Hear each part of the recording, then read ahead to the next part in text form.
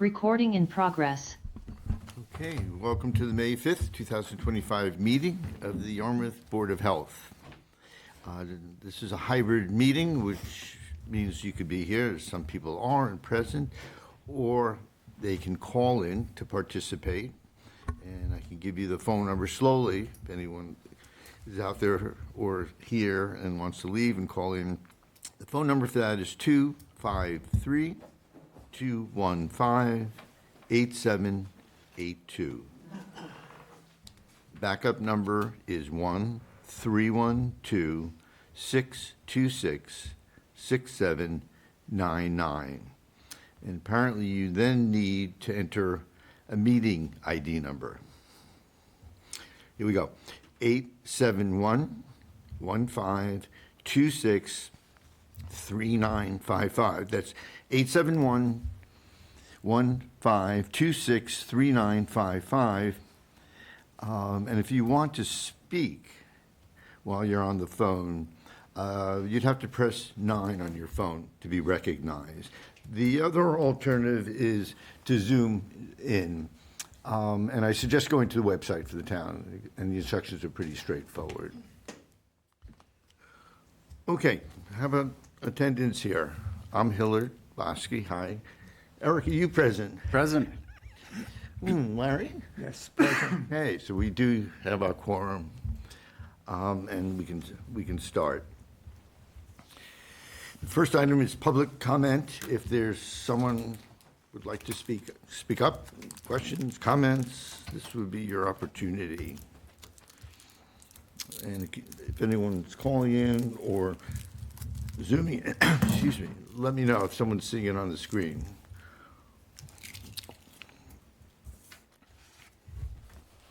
Is there anybody raising a hand out there?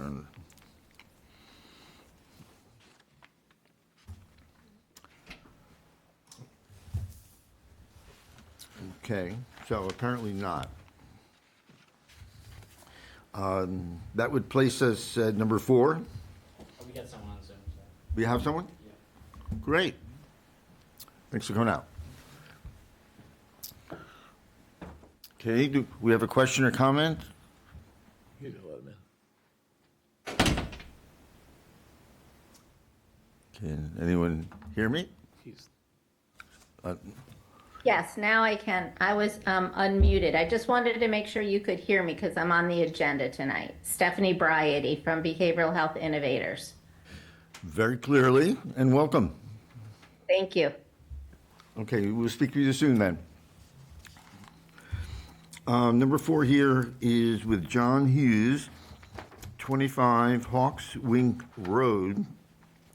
And, excuse me, this is an application for a variance approval. And this is for inspection of a IA or innovative alternative type of septic system. Something that's different than the standard Title V system or a closed tank.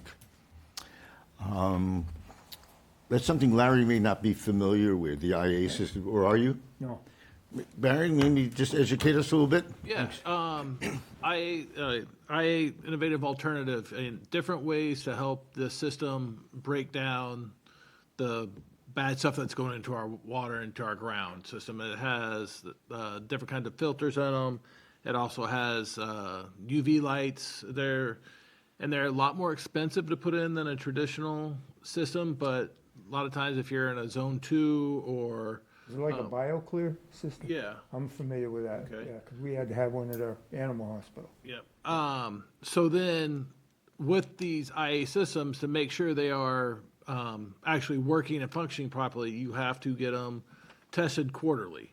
Those tests go to the county and to us, and they are expensive to do. So this isn't the first time I've been asked for a variance to reduce down from 4 times a year down to quarterly. So, John, if you want to come up to the Yes, I'm here with Yeah, you need to my come. wife Linda. You both can come up if you like. Just have a seat. Okay, we're not offended. And just introduce yourselves for the record, okay? Sure, I'm John Hughes. My wife Linda is behind me. Great, welcome. And we are here to request a variance or a reduction, I should say, on the testing, which is currently done now 4 times a year, as you said, $310 per test. That's in addition to the $570 contract which we have with the company that does the testing, Wastewater Treatment Services. They're out of Raynham. And we have been in contact with them regarding the numbers, and they suggested, based on the improvement in the numbers over the last 3 years, that we come here to ask for a reduction in the number of tests that are currently being done. Our preference would be, if you folks agree, would be to test it once a year, but obviously that's up to you guys and you folks. It's expensive. We understand completely the need for it. It was installed with the house when the house was built, which is 15 years ago. So we basically have been doing this for 15 years. We're asking for a reduction, hopefully, from at least 4 times a year to hopefully 1 time per year. And we're here to see what you say. Interesting, that 15 years ago, someone was motivated to do this, I guess.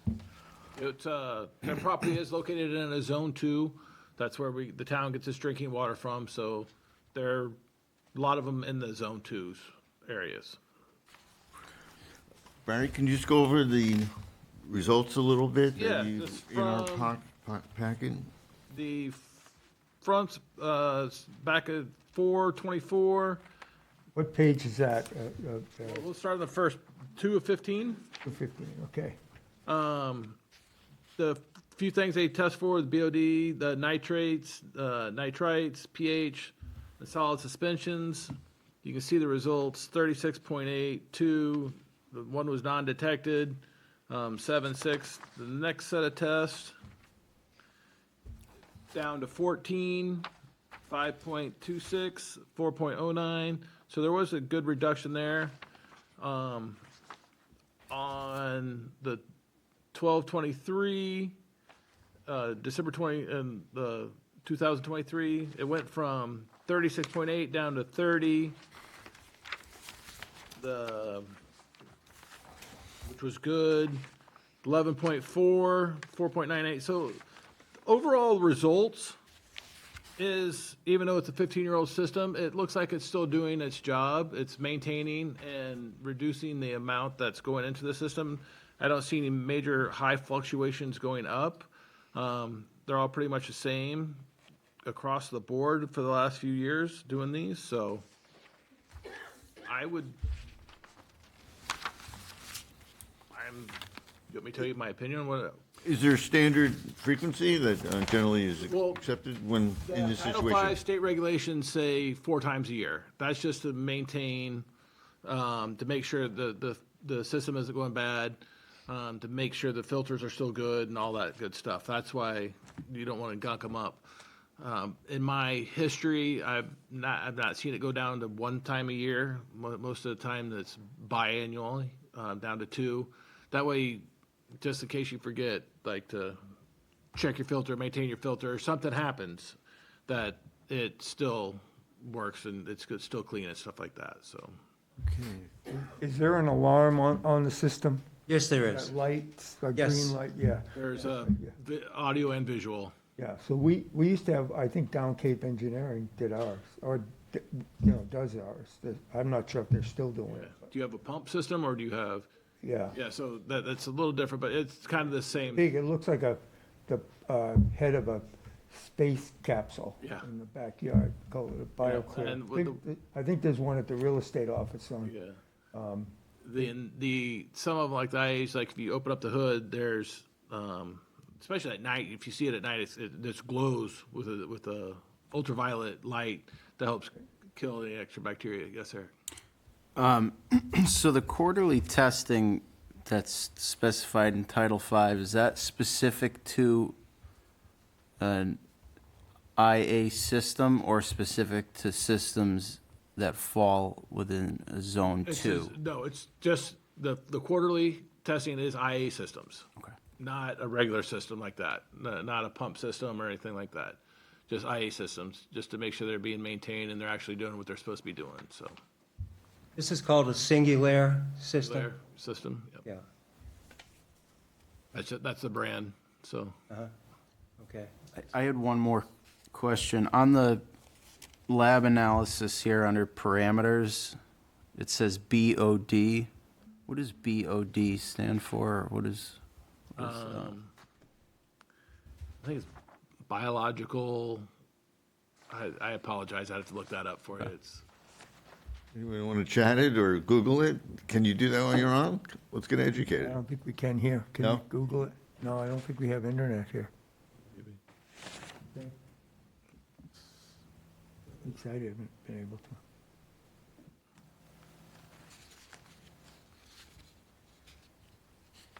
I don't mean to put you on the spot, but it's be nice to know what it means. Or oxygen demand. biological oxygen demand. So that's. Okay, great. So what does that mean? That's the amount of oxygen. What it does, it agitates the effluent and it gets that oxygen in there to help produce good bacteria. Okay.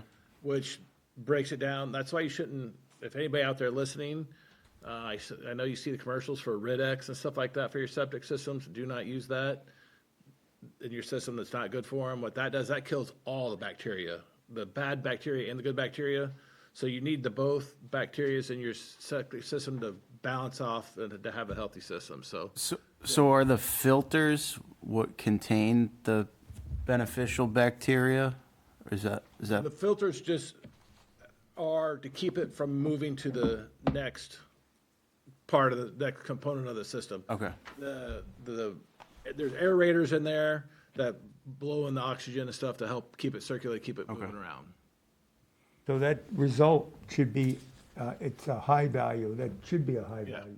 That's a good thing, right? So what, on a normal system, that's just, most people have in their house, it just goes from the tank, it settles to the distribution box, out to your leaching field.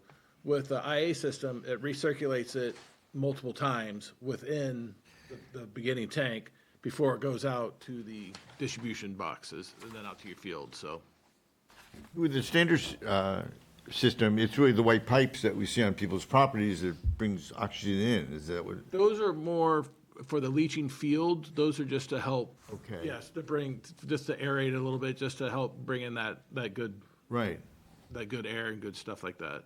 But not all, and those are usually, when you see the candy canes. Yeah. Those are usually high water, systems, Okay. so they can't be that deep in the ground, so they do that for the aeration. Okay. Any other comments, questions, board members? You just have to decide what we want to do on this variance.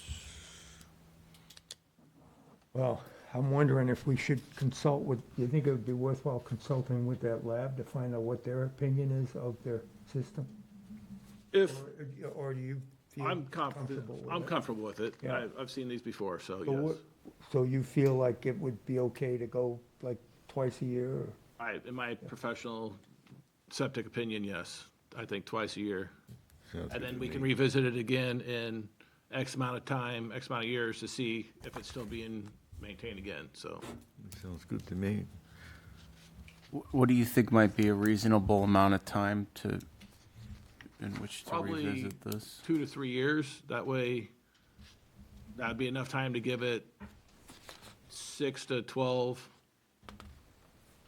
2 years before testing, so yeah, so you want to give it enough time to test it, get good results.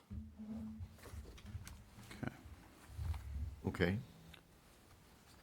So I'll move that we accept the application for variance approval at 25 Hawkswing Road to reduce the number of annual inspections to 2 inspections per year, with the opportunity to revisit this in a 2-year time frame to reassess and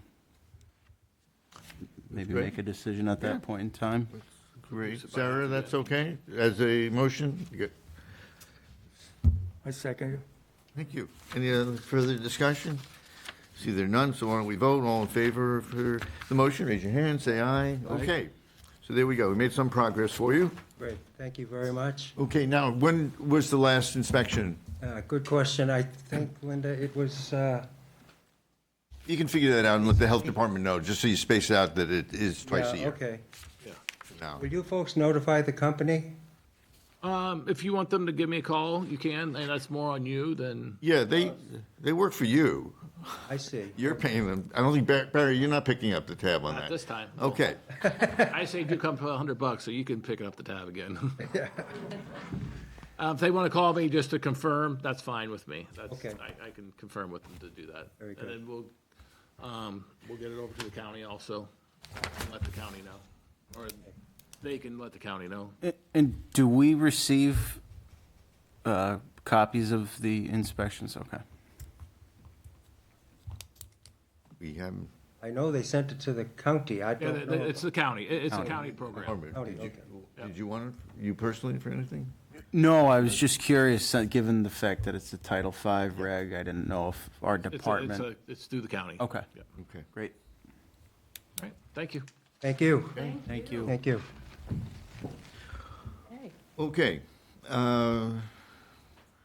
Number 5 here, and this is the Human Services grant applications. The Select Board decided on, I guess, giving us money to hand out to organizations here that are related in some way to health services. And we've got 14 applicants, so this may take some time. I'll ask that everyone just limits it to 10 minutes, and you don't need to fill it in. Looking at the applications, it look great. It's very clear, and it's helpful. Thank you for that. How much do we have available? It's at the bottom there. If you, this was in your packet here. It's in the green? Here. Okay. Okay, yep, I have it. So to make it fair, how we did this, decide who goes first and who doesn't, we just went alphabetical. We figured that was the fairest way to go.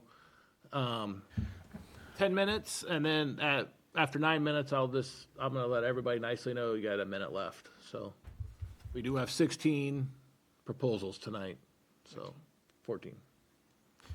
So, you know, I can apologize for the Y and the V. Probably in school, you always went last, you know, people at the end of the alphabet. So next year, let's try to reverse it, okay, Sarah? And let the A's wait. So it's difficult for us. I'll just speak that, you know, all these organizations need money, need funding.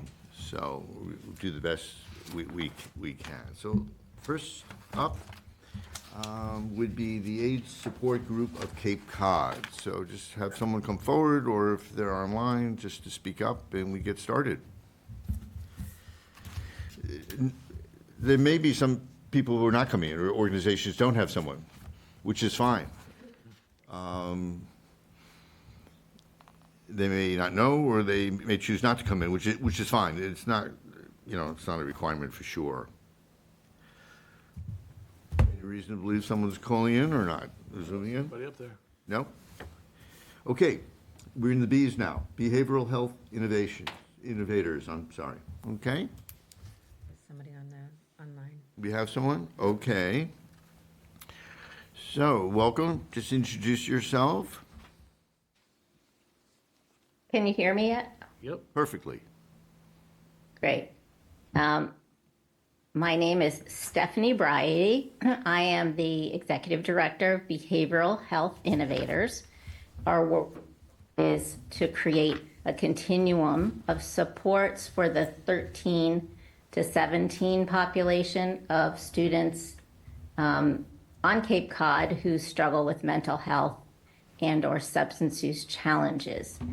The program for which we're seeking funding, and thank you for providing some funding last year for this program, is called the Positive Alternatives for Student Support Program. was trying to see if I can see you, but I'm talking to myself. It started in May 2022 with Barnstable High School, Dennis Yarmouth High School, Falmouth High School, and Nauset High School piloting the program. So May 2022. So the first full school year was 2022 to 23. And then we had obviously 2023 to 4, and now 2024 to 25. So to date, in the high school positive alternatives for student support program, 382 students have come through the program. And let me tell you just a little bit about the program.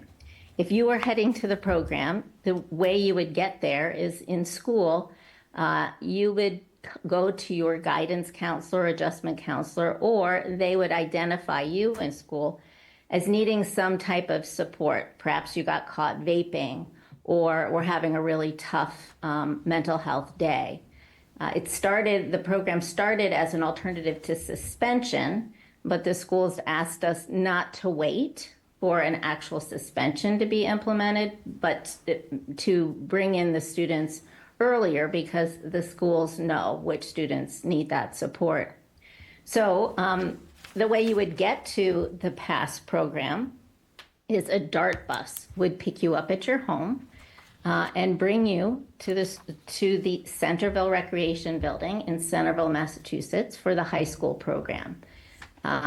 You would go there for 5 to 10 days, and you would receive your schoolwork in real time. You would be supported by a school academic person in our program that works really as a tutor for the students. You would also receive a clinical assessment from a clinician from Outer Cape Health Services. And that's really the crux of the program, and the importance of the program is only 30% of this 382 number of students, only 30% when they come into program and get assessed for mental health, substance use, trauma, serious kinds of conditions, only 30% have received services before. So these students are, high school students are in trouble. And we do have kind of a crisis for sure, a mental health crisis and a substance use problem for sure in this age population. So the other thing you would do during the day other than your schoolwork in real time is you would have psychoeducational groups with the director and the clinician. You would be with peers from other schools on Cape Cod. And that's really where the magic happens, because being outside of school has been described as a golden opportunity for kids to self-identify. It's very hard for them to talk about this stuff inside school. But when they come to the program, the environment is very safe, supportive, teen-friendly, and they really are very willing to talk about what's going on and to start receiving some kind of tools with which to go back to school. Before they go back to school, there's a Zoom meeting with parents, our staff, the school adjustment counselors, and any teachers that are involved to go over a reentry plan. How is it going to be different? What's going to happen differently at school so the student feels supported and things can, they can be served the way school is intending to serve them. So we opened a middle school PASS program because, again, the schools are telling us we know who these kids are very early on, who need some extra support. And Dennis Yarmouth is sending middle school students to the middle school program, which is happening at the YMCA in West Barnstable. About 3 to 5 days is that program. We call them for the littles. But all I'll kind of describe for you is what the student support director in that program said is that it's alarming. The degree of trauma and anxiety and mental health challenges that these littles are coming in with. And it's similar. They're assessed, they're referred to services, and a reentry plan is completed so that they can go back to school with the supports they need. So I'll stop there.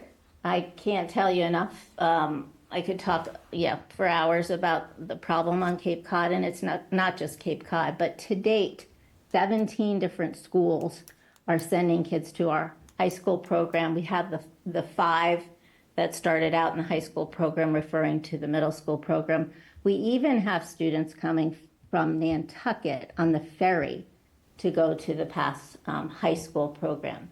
To date, there are 32 Yarmouth resident students that have gone through the high school program, and one brave soul from Yarmouth has gone through the middle school program. And I'll stop there. Okay, thank you. Board members, I just want to clarify, we do have a small typo on that amount requested. Add a 0 on that, please. Yes, right, great.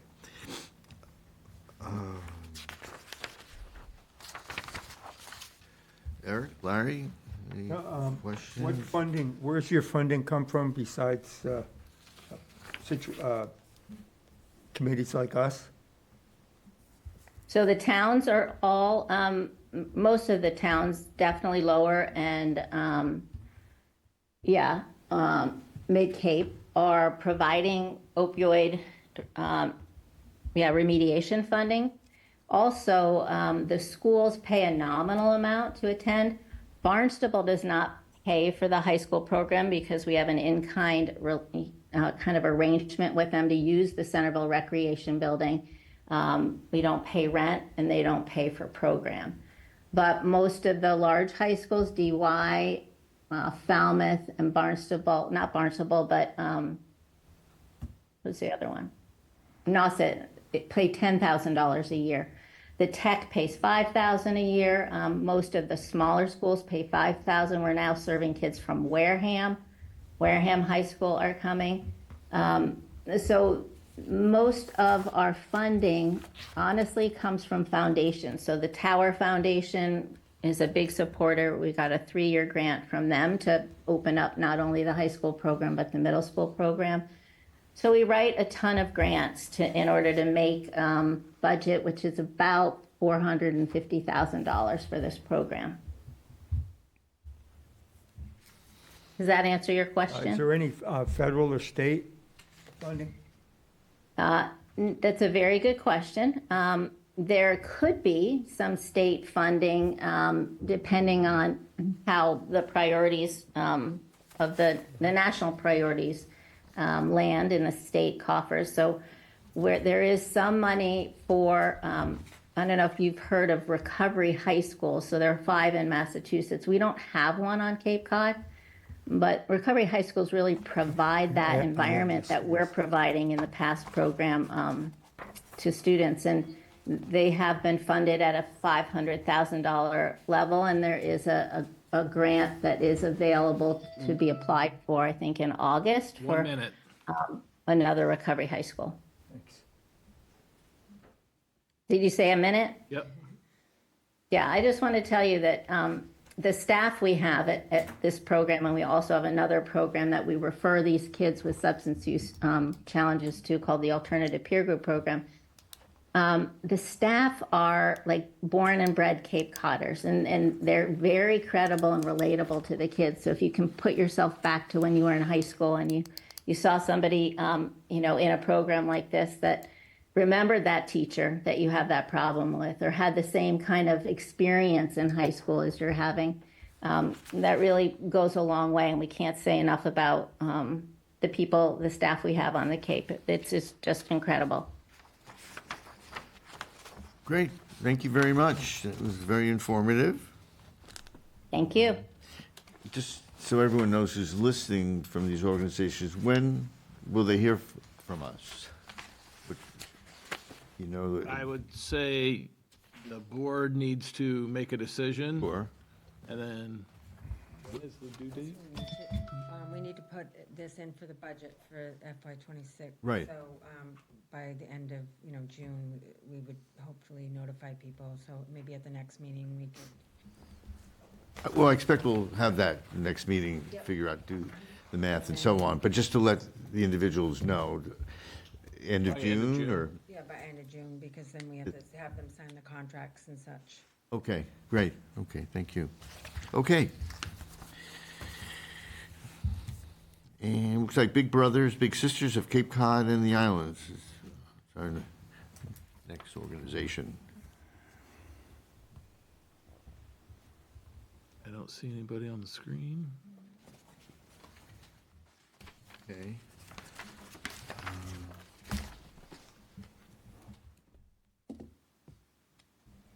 Anybody have any questions about it?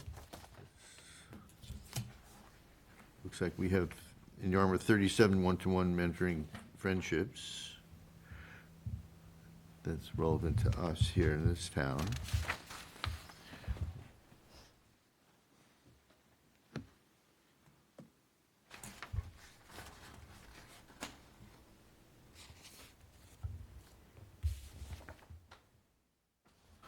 Okay, I guess not. All right, we can work. Capabilities looks like it's up next. Anyone tonight from there? There's somebody on the screen there. Okay, Someone on the- someone from Capabilities here? They present their organization to the Board of Health? Hi, can you hear me all right? Yes, absolutely. Great. Thank you so much. My name is Leanne McMorrow. I'm part of the development team at Capabilities. I'm a grant writer there. I wrote the application and submitted it to the town. Feel free to ask me any questions that you have about it as we go along. I'm really passionate about Capabilities because of the unique opportunities that we offer to individuals with disabilities across the Cape. Many of you have probably shopped at Capabilities Farm or Capabilities Thrift Store and know some of the vocational training opportunities that we have there for individuals with disabilities. And they're also just really wonderful community organizations where we're able to connect with the community and the community is able to connect with us. And that is a very important part of all of the programs that we have at Capabilities. I want to take a minute to thank the town of Yarmouth for their longstanding partnership and support of Capabilities. We currently have 55 individuals that we've supported in the town of Yarmouth over the last year. It goes across all of our programs. Many individuals participate in more than one Capabilities program, and I'll get into that a little bit more. But let me talk a little bit about our mission statement. The mission of Capabilities is to support individuals with disabilities on Cape Cod by educating, counseling, and providing residential, therapeutic, social, and employment supports that empower individuals to achieve meaningful and valued roles in the community. We've been on the Cape since 1968, offering programs and opportunities to individuals for over 50 years. We have a very extensive range of programming that we offer, including day habilitation programs, our vocational program. We have residential homes across Cape Cod, including 3 residences in the town of Yarmouth. And we offer transportation to community services and to all of our programming to make it easy for individuals with disabilities to get wherever they need to go. I mentioned Capabilities Farm and Capabilities Thrift Store, 2 of our social enterprises that offer vocational opportunities to individuals with disabilities and an opportunity for the community to engage with us. We also have over 20 vocational partners, community, local businesses across the Cape that offer vocational training. So we're thankful for our partners like Rogers Gray Insurance and Cape Cod Linen. And we also have a lot of other community partners across the Cape that support us and offer unique opportunities to individuals in various ways. I would like to suggest the YMCA as a great example, where we have lots of individuals that are over there participating in swimming and other recreational activities. The 2 main things about our programs that make them so effective are our commitment to a person-centered approach. which has been endorsed by the Centers of Medicare and Medicaid Services as the gold standard of care. And we really focus on helping individuals create and achieve goals that are important to them. And so we just really want to focus on what it is that individual wants to pursue and focusing on helping them get there. And then we also have a real community emphasis throughout all of our programs, including all of our community partners. Our individuals are often volunteering across the community and just participating in the community in a variety of ways. I think I mentioned before, we have about 55 individuals that we are supporting now in the town of Yarmouth.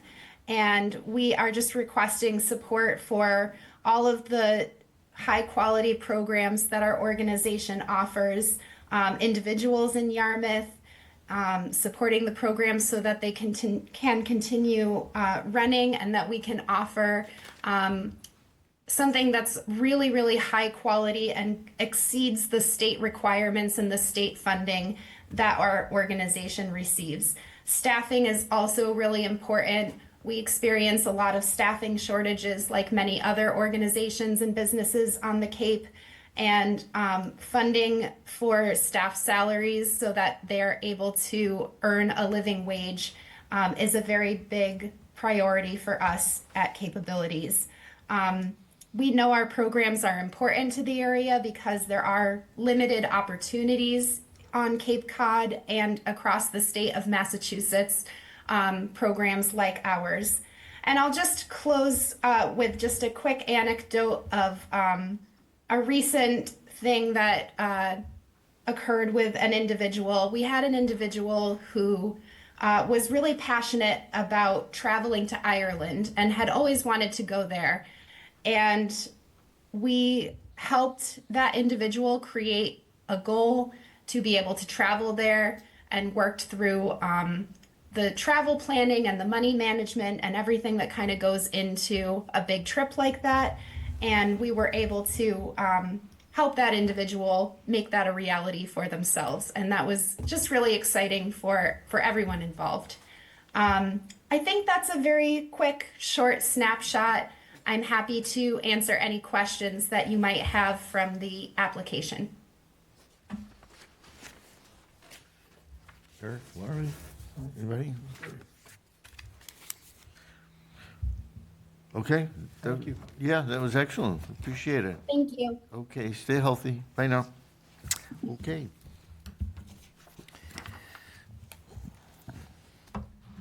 Okay, so this is Cape Cod Bright Lights is next. Great, and welcome. Come on up. Sure. Thank you. Just introduce yourself. Sure. I'm Holly Handerhan, and I represent the Board of Directors for the Cape Cod Bright Lights Program Organization. Welcome. We currently provide backpack food for students in our local in elementary school, Emmy Small, and at Station Avenue. The number of backpacks has increased, almost tripled in the last 3 years since our inception. So it's really important. We partner with the school counselors, and we put together backpacks every Wednesday night locally, and then we deliver them to the schools on Thursday, and the counselors decide on who is in need for that food for the weekend where children may not actually have resources for it. So we're not state or federally funded. We're kind of a boots to the ground, and it's been a passion from our, I'm a local Rotarian in the Rotary Club of Yarmouth. We've been doing private funding and also some grants, and we're 100% volunteer.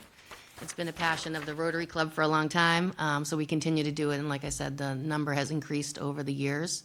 And we just started doing some more donations at the intermediate school for some hygiene products and stuff that, again, young folks may not have resources for. So.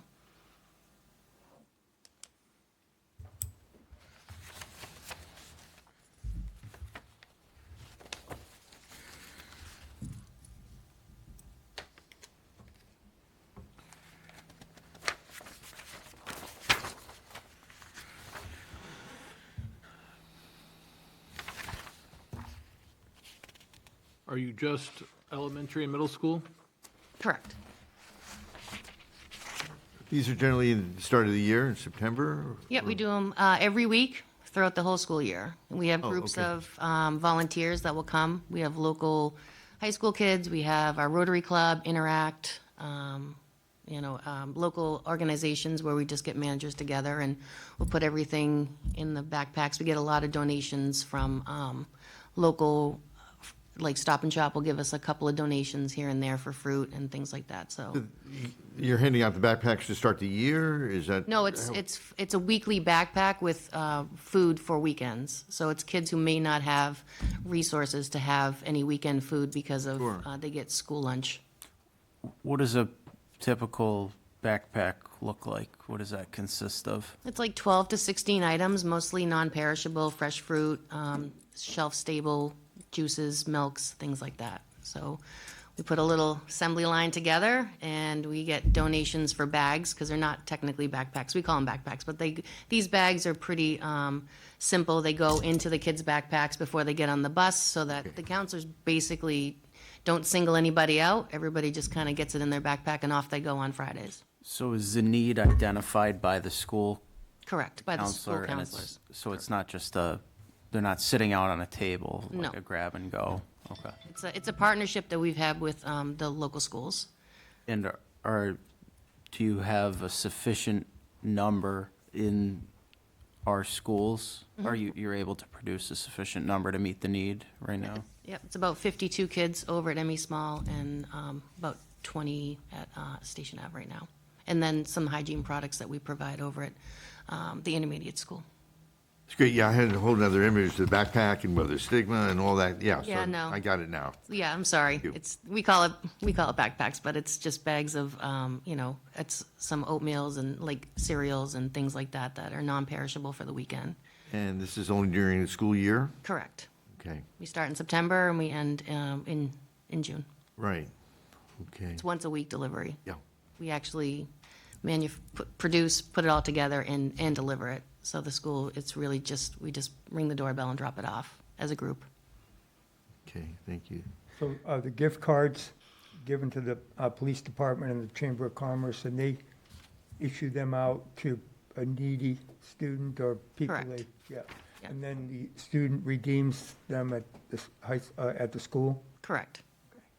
So how do they determine, how would they make that determination? Do you know? It's basically the counselors will seek children out, between interventions or Okay.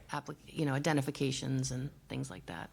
I mean, most schools try to keep some sort of food and clothing on hand for children who are in need, and that's usually how they identify them. How would the Chamber of Commerce get involved in that? Just because we have a lot of us are board of directors in different, I see. on different boards, so the chamber helps identify anybody that might come in. Sometimes I'll go into a Chamber of Commerce and say, hey, I have a need and I don't want to go to the school or I don't want to go to the food pantry, but where else can I go, kind of thing. So we kind of all partner together. Sure. Okay. Anyone else? Questions? Thanks. Great, thank you for coming in. Thank you. Thank you. Thank you very much. Thanks so much. Thanks for what you're doing.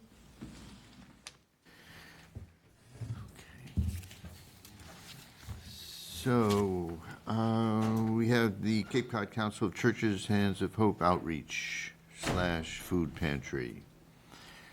Great, hi.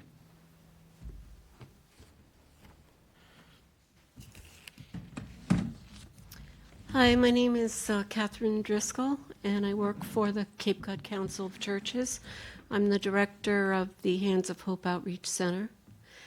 And we've been working with the town of Yarmouth for about 20 years, applying primarily for funding to use for health and human services.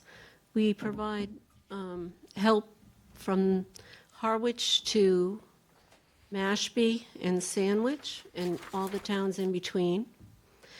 And Yarmouth and Dennis are the two biggest towns of applicants that we have. The other towns are a smaller portion of the help. So it's close to 80% for Dennis and Yarmouth. and maybe 18 to 20% for all the other towns. And most of that we think is just a transportation issue. The particular programs that I'm talking about tonight are, you don't have to be present. If you wanted emergency food, we would suggest you come and choose what you wanted, because we do have a full pantry there. But if you're looking for emergency assistance with rent, utilities, oil, heating oil, personal products, other ways to help you if you have an instability in the house as far as a hoarding situation or a cleanup situation or a trash collection, you don't have a sticker, you have no way to get your trash out, that kind of thing, you can just call us. We do all of that on the phone.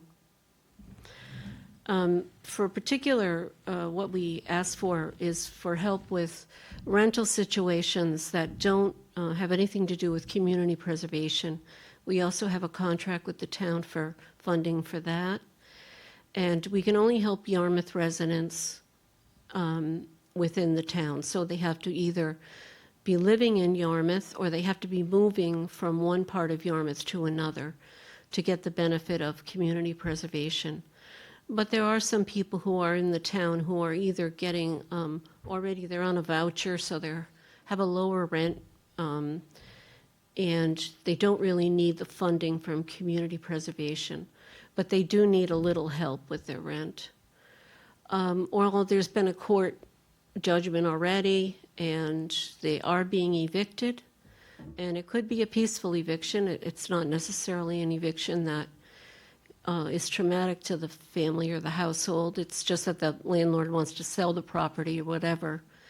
And then they might need a little bit just so that they don't have a debt which prevents them to get into another unit somewhere else, whether it's in Yarmouth or not. We also help with utilities. People can go for quite a long time. It's hard to imagine, but they can live for quite a long time without electricity or heat. And they also have had water shutoffs. We've helped them clear up that. And as I've said, get some trash collections going. Personal items they may need that they cannot afford to pay for. Some of which could be in the medical. They've been asked to go and purchase a humidifier or dehumidifier. That kind of thing we can help with. And I have terrible allergies, so I understand that some people really do need that extra assistance.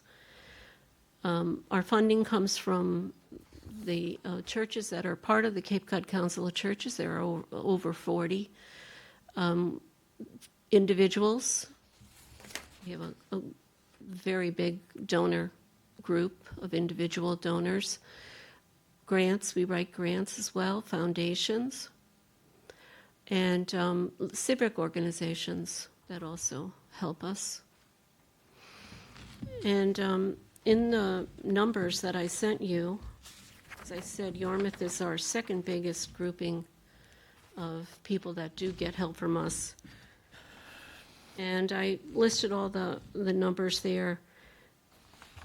I would say that of the 93 families and the 196 residents that we helped financially this year, the vast majority was for utilities. Gas and electric regulated utilities have a winter moratorium, so you cannot be shut off as long as you notify the company that you're having a financial hardship and you can't pay your bill.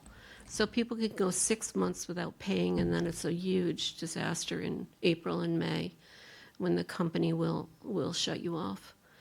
So it's that is a big burden on organizations such as ours, because you can't have a household with children in it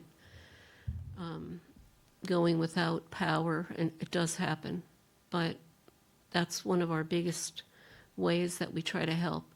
And if you have a furnace and you need an oil delivery, you can't go without that either. So most of the funds, I will say, that we get are to cover those things, also water bills.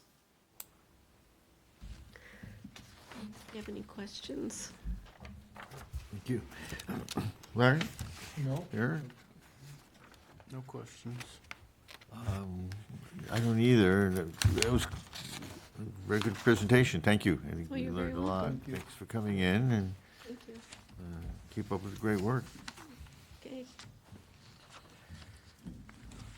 Okay, so we have one more for the first round here.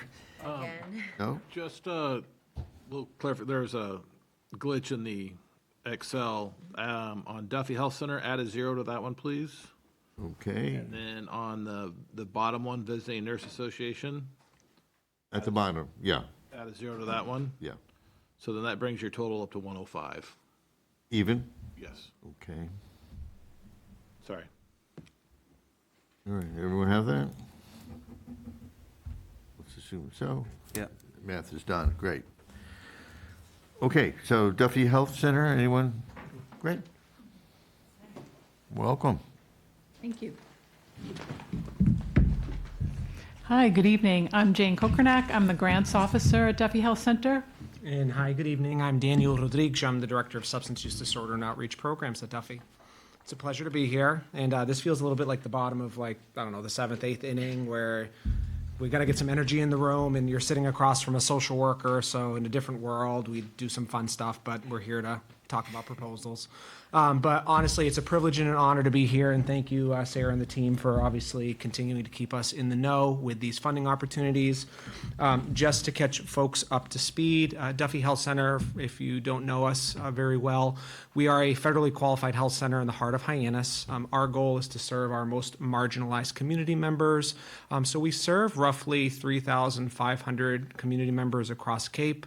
The bulk of those being in Barnstable and Yarmouth. And our model is to be an integrated healthcare system where we have access to primary care, behavioral health, substance use disorder treatment, case management, recovery support. I could go on and on and on, but the intention is to become a almost one-stop shop for individuals and their needs.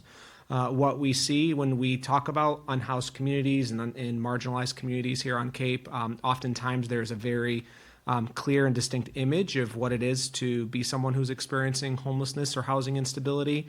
But what we see is that it is very complex and comprehensive, and that a lot of individuals that are here on Cape Cod in some capacity of their lives are either on the verge of or are in housing unstable status.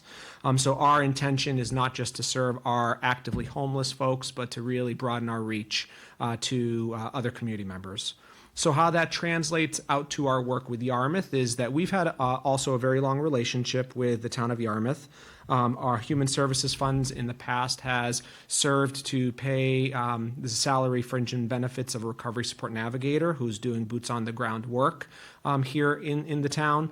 We've kind of shifted and moved some stuff around over the years to maximize the funds that we have, whether that be through state grants, other reimbursable methods, but also to focus on remediation funds and just alternative approaches. So over the past few years, we've reduced our need for the town of Yarmouth to pay for a staff member's time. And what we're really trying to do is to figure out how do we broaden our footprint and really meet with our individuals in the community and look for funding opportunities where we can have funds allocated to be able to make sure that we're meeting folks truly in their own backyards, in their own community, through interventions such as our Reach mobile unit, active street outreach, and partnerships such as the one we have with the Yarmouth Police Department. So at least for the last 8 years or so, we have worked really closely with Yarmouth Police to be the recipient of referrals that come from them for individuals who have either experienced an opioid overdose or as an officer has responded to a home, if there is some form of substance use disorder kind of in that call, for us to be a non-biased and neutral party to do active outreach and to touch base with them to see if there's anything that we can offer or get them connected in the community. What that has kind of blossomed into is an opportunity for us to look beyond our typical population of unhoused and unstably housed community and to offer our resources more broadly to any Yarmouth resident. So we have, over the past few years, served folks in all different economic brackets with all different lived experiences and stories where that thread is experiencing a substance use disorder. That could be access to our own care. That could be treatment at another acute care setting. That could be linkage to other resources.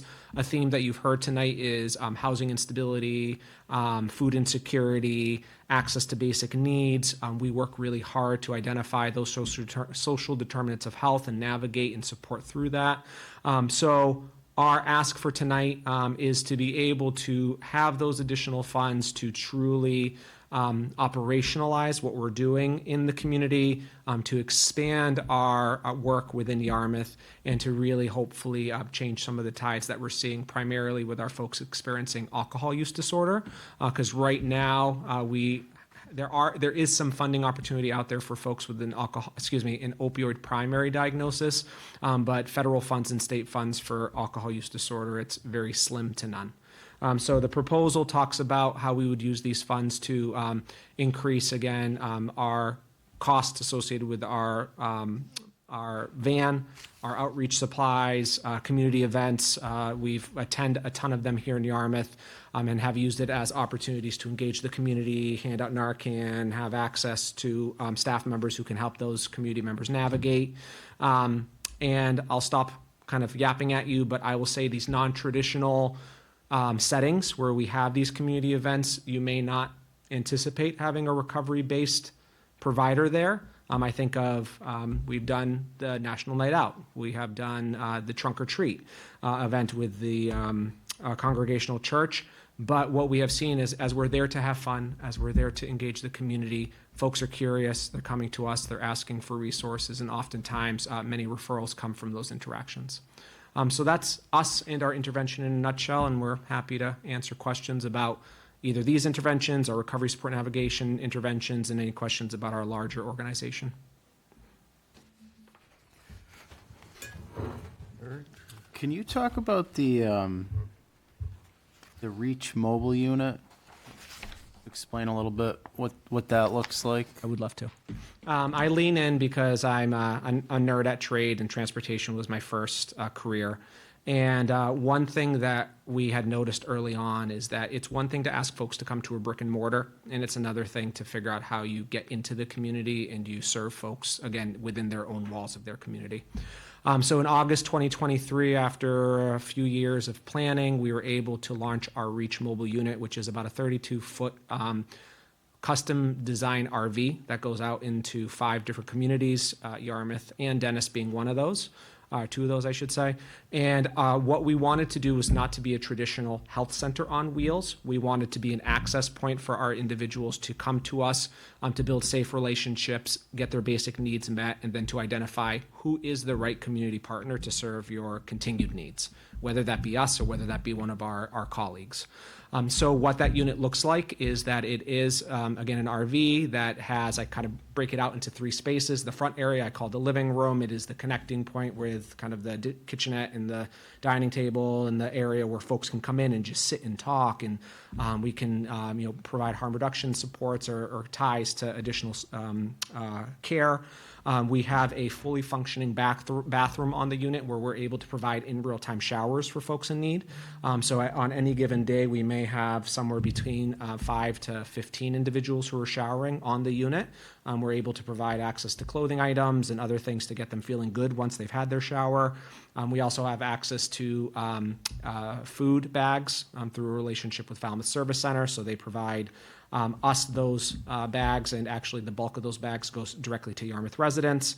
And then the final thing is, in the back we have an area that is telehealth capable, so if someone wanted to get onto a medication for their opiate use disorder or an additional appointment with one of our providers, we can sit them down right then and there and get them via telehealth in with a provider as well.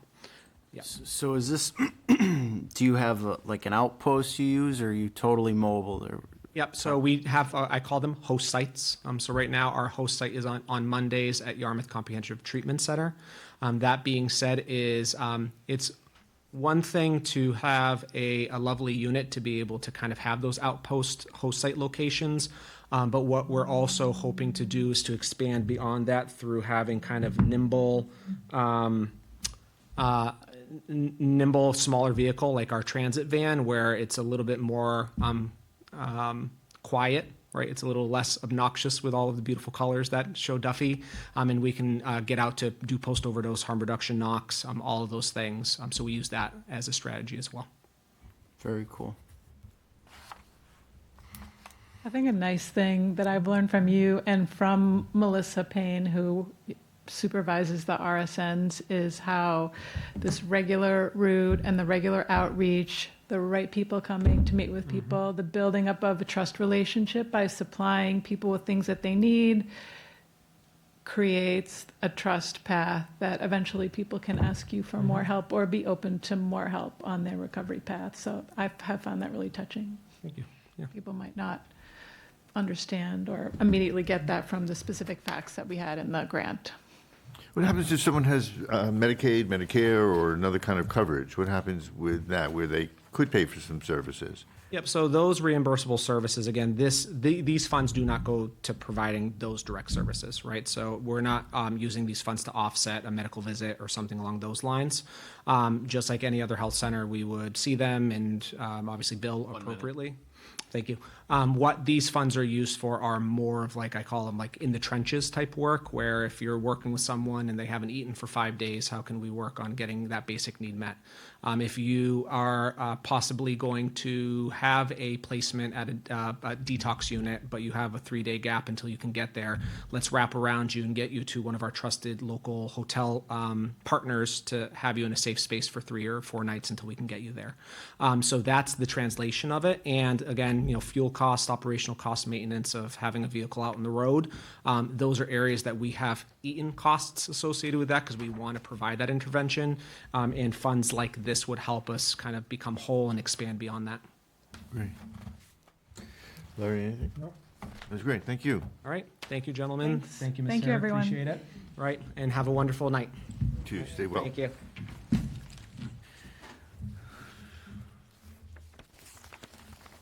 Okay, I think that's the first group. This is true. So we are going to Shifting gears. a little bit of a change here. Yes. All right, hold your breath. We're starting again. Okay, how about number 6? And this is the Green Home Burial vote on the application approval. Barry, you just want to say a word or two just to get us started? This is the application that will be on our OpenGov site. Sarah worked very hard creating this. Again, we had to create it. We used kind of a mix and match of our other applications. We printed you guys out one just so you could see.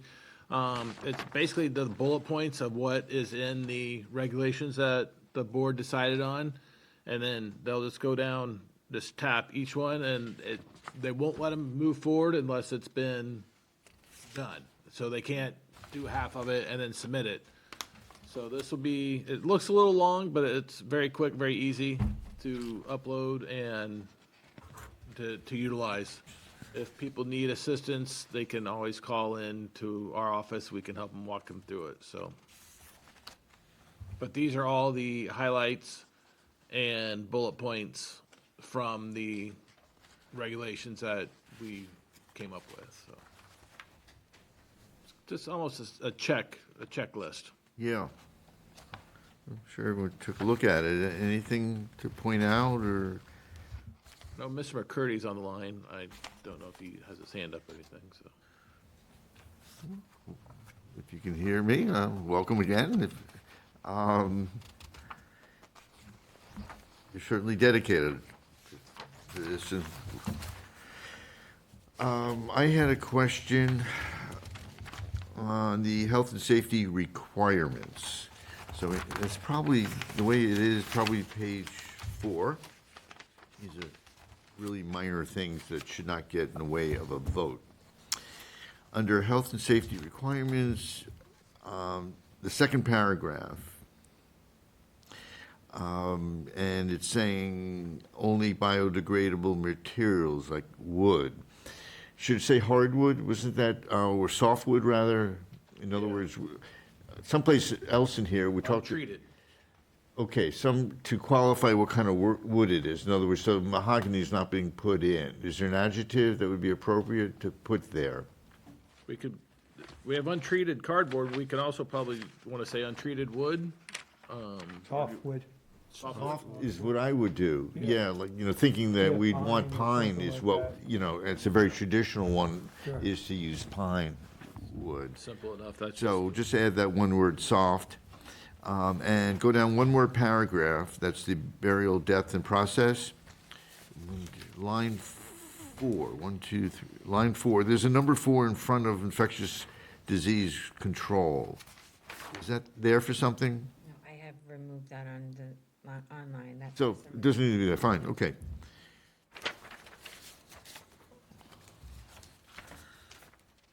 We are gonna vote tonight. Oh, we have a hand up. Sure. Hello? Ross. Hello, Hi there. this is Ross, and I just wanted to say thank you for going through this. And I noticed you saw that I was on here. I just wanted to make sure that I was like here and with you guys here in Rhode Island on Zoom. If you weren't, we'd miss you. Okay, so appreciate you being here. This may be a big evening for you. Anything else? This looks great. My only concern was, second page. The first question there is your property located in Zone 2? If your property is in Zone 2, this is not a permitted zone for green home burials. If we revisit the regulation, it specifies, I have it right here in front of me, under approval requirements, it says no green burial sites / plots will be allowed within Zone 2. So my concern is that the wording is inconsistent from, This should say burial plot. yes. To, not property. Yes, that's my concern, is the word property. If it were changed to site / plot, or either one. What's it say in the regulation? It says site / Yeah, plot. We'll mimic that. That was my only concern. Change it to burial site or plot. Okay. Do you want both? Well, it would keep it consistent, yeah. I think that would be good. Larry, you're okay with that? Yes. All right. So that's 3 edits. Anything else?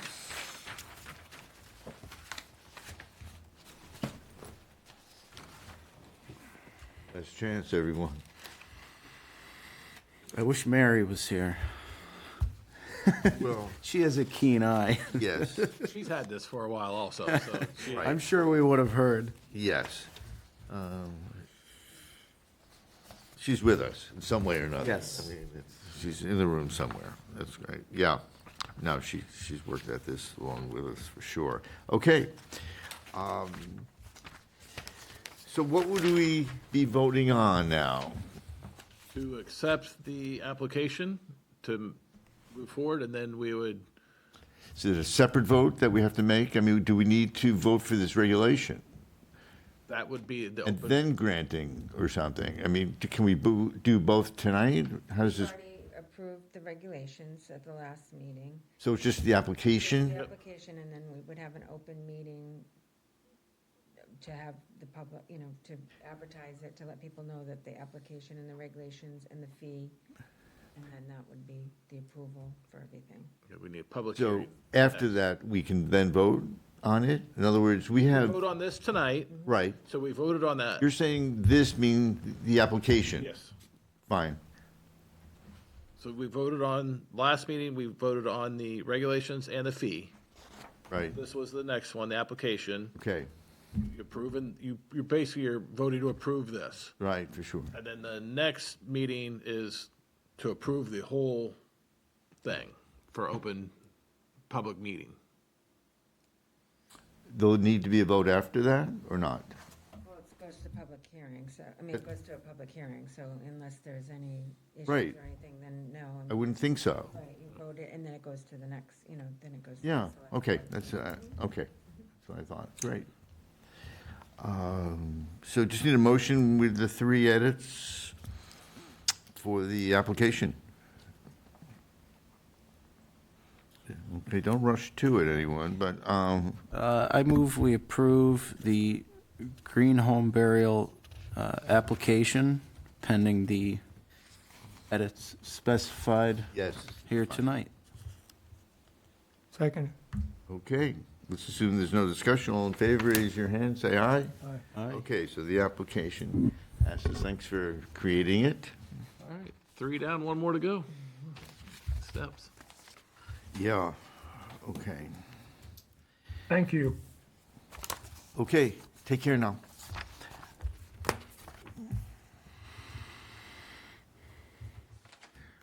Okay, we're up to number 7, and that would be round 2 for Human Services Grant applications. So.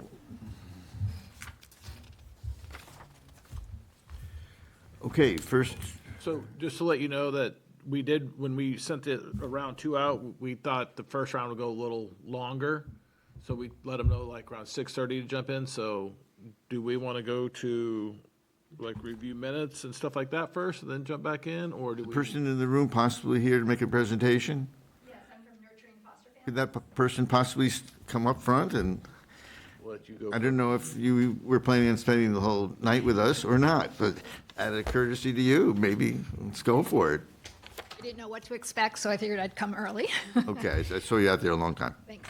My name is Sharon Palmer. I'm the co-founder of Nurturing Foster Families, and we operate as Cape Cod Foster Closet, and we're based in Orleans. My husband and I we're a very new organization. We started our nonprofit in 2021, and we've been foster parents since 2017. We've had 30 babies through our home in that time, and we decided that we wanted to support foster families. So our mission is to provide nurturing and compassionate support to foster and kinship families for the benefit of the children in their care. And we do that by providing material goods, as well as opportunities for to create community by hosting free events for the kids. We also have 3 big giveaway events every year, and we want to create that social emotional support.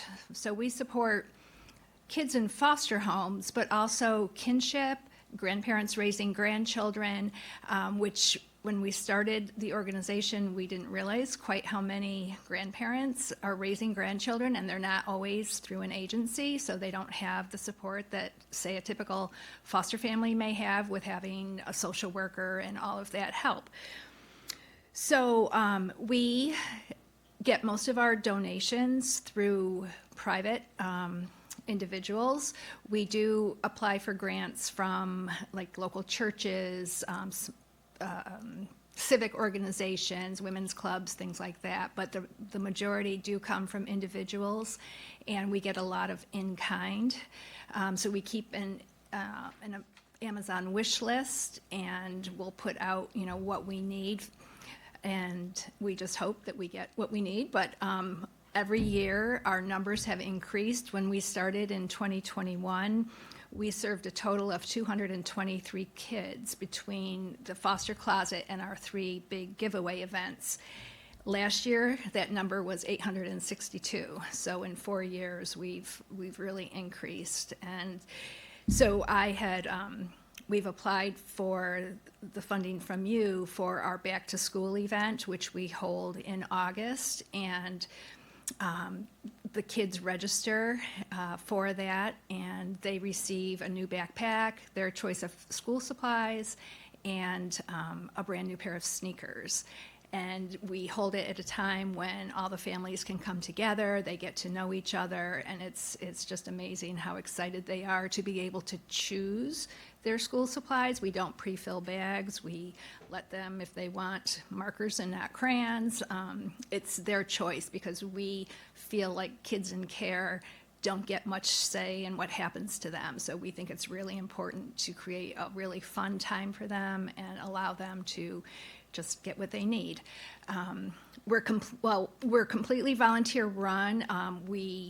Except for our executive director, I have been serving as the interim for the past 6 months, but our new executive director started today, so I'm very happy. Congratulations. Thank you. So we're just so dependent on our, the community of Cape Cod is just so generous, and whenever we have a need, we put it out there, and most of the time it gets filled. But as our numbers increase, we just know that we can't continue just counting on people following us on Facebook and getting us what we need. So that's why we're coming to you this time. That's great. Thank you. Who's the new director? His name is Joe Sandagato, and he comes from, he's worked in foster care for years and years. He knows all the people, and I think he's going to really lead us to that next level. So I'm excited about it. Eric? Other ages, any age? Foster Yes, care. so we have newborns right through age 18. We work very closely with the Department of Children and Families from the Hyannis office. Quite often, if they have had to do a removal of a child from their, a dangerous situation, they'll call us and say, we just did a removal. We couldn't bring any of their belongings.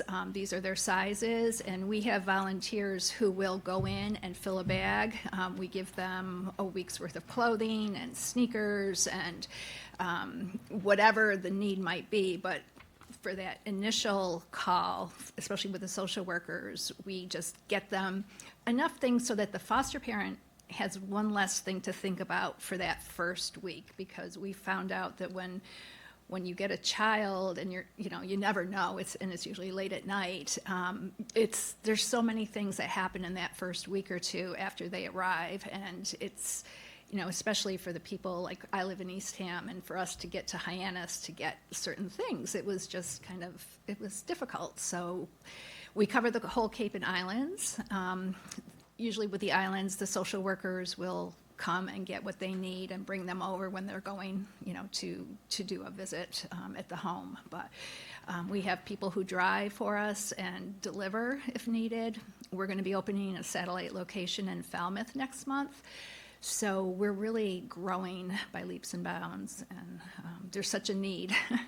So we're glad that we can just help a little. We've heard so many comments, especially from the grandparents, who said they never knew anybody in a similar situation. So it's having these events like bowling or like a hip hop dance class or Nerf battles. By giving the kids something to do, it gives the caregivers time to get to know each other and to realize that they're not in this alone. There are resources for them, and we try to provide, as much as we can for that also. And with me being a foster parent, it just is, I'm able to at least point them in the right direction for some of those resources. When was you probably already mentioned this, I apologize. When was the organization established? February of 21. Oh.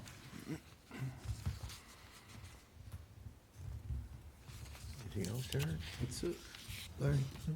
Good. All right, well, thank you very much. Okay. Presentation. Thank you for coming in. Thanks for doing what you're doing. Thank you.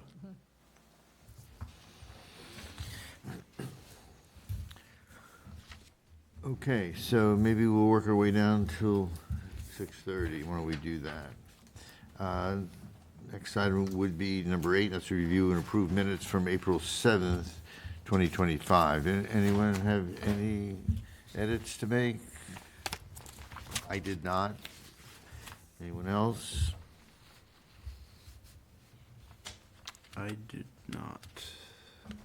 Mary already sent hers in, so. Okay. Anybody want to vote on this? I'm on a roll, so I move we approve the minutes from from the April 7th, 2025 meeting of the Board of Health, the Yarmouth Board of Health. Second it. All in favor of the motion, say aye, raise your hand, everyone can see it at home, great. Great. We on to new and old business? Appears to be that.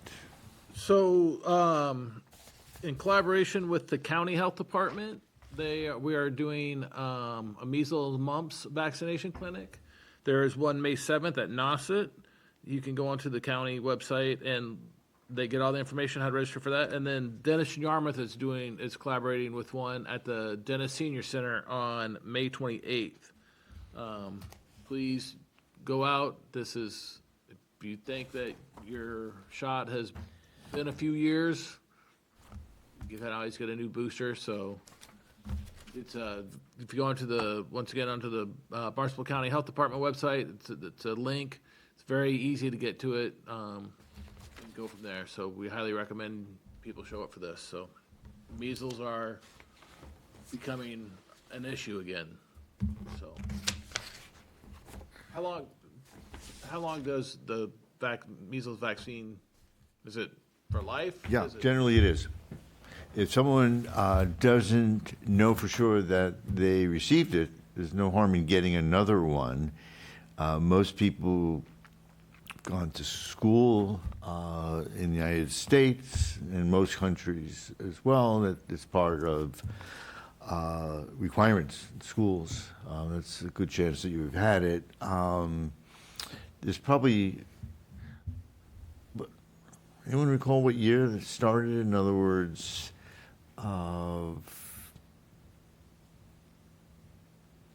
that would be an important year to have in mind, whether how old someone, maybe it's not relevant. Anyone know offhand?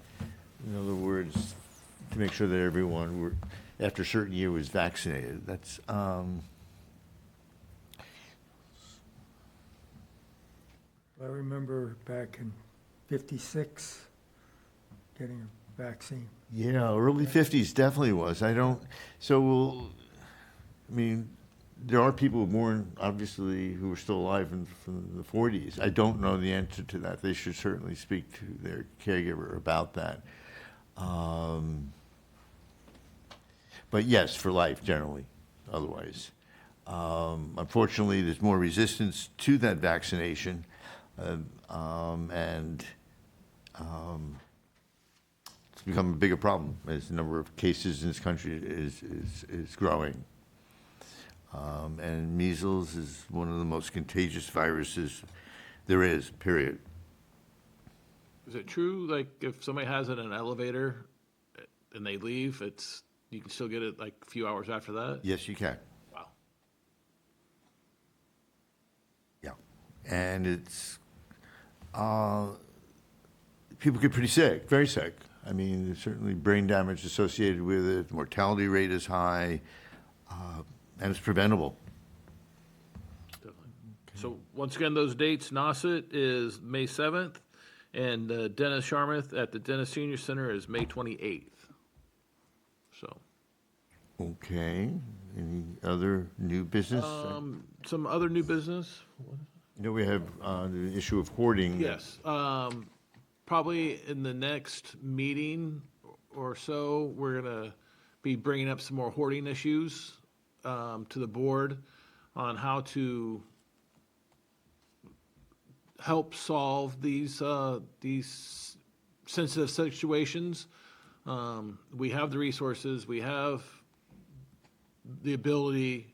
It's getting the people involved in these homes to comply. So hopefully I'll be meeting and reaching out to one of the residents in Yarmouth in the near future. I will get with the board, let them know if they'd like to come out with me, and we can work together on this. So I did send you guys some pictures and an address. You can drive by and take a look at the situation yourselves. So.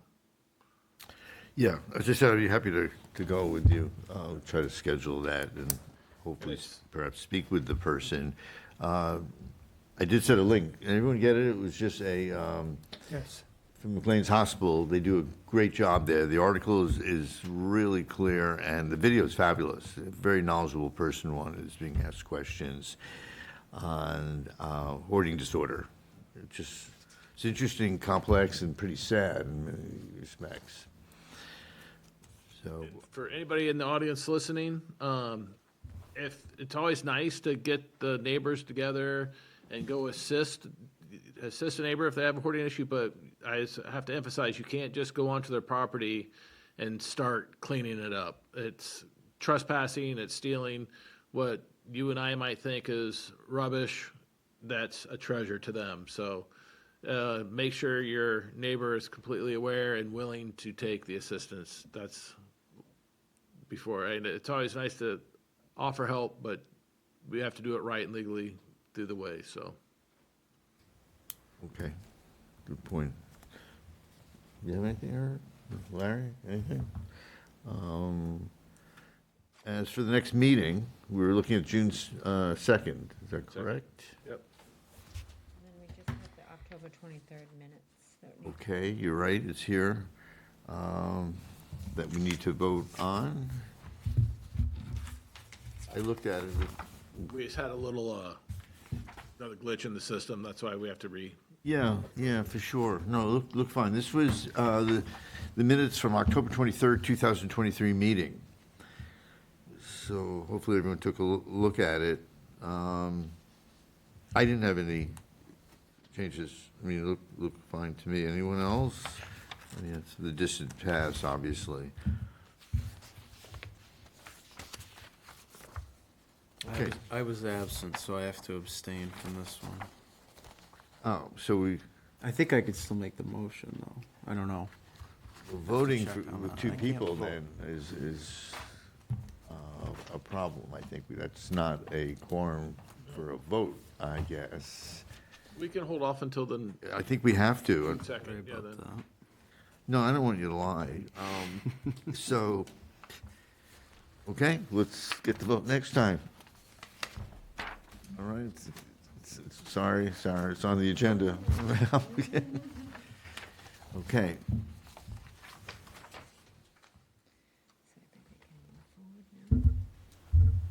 If you want, just send it electronically. I mean, just so if you want, instead of putting it in the packet or whatever you want to do. Okay. So, let's go for the second group.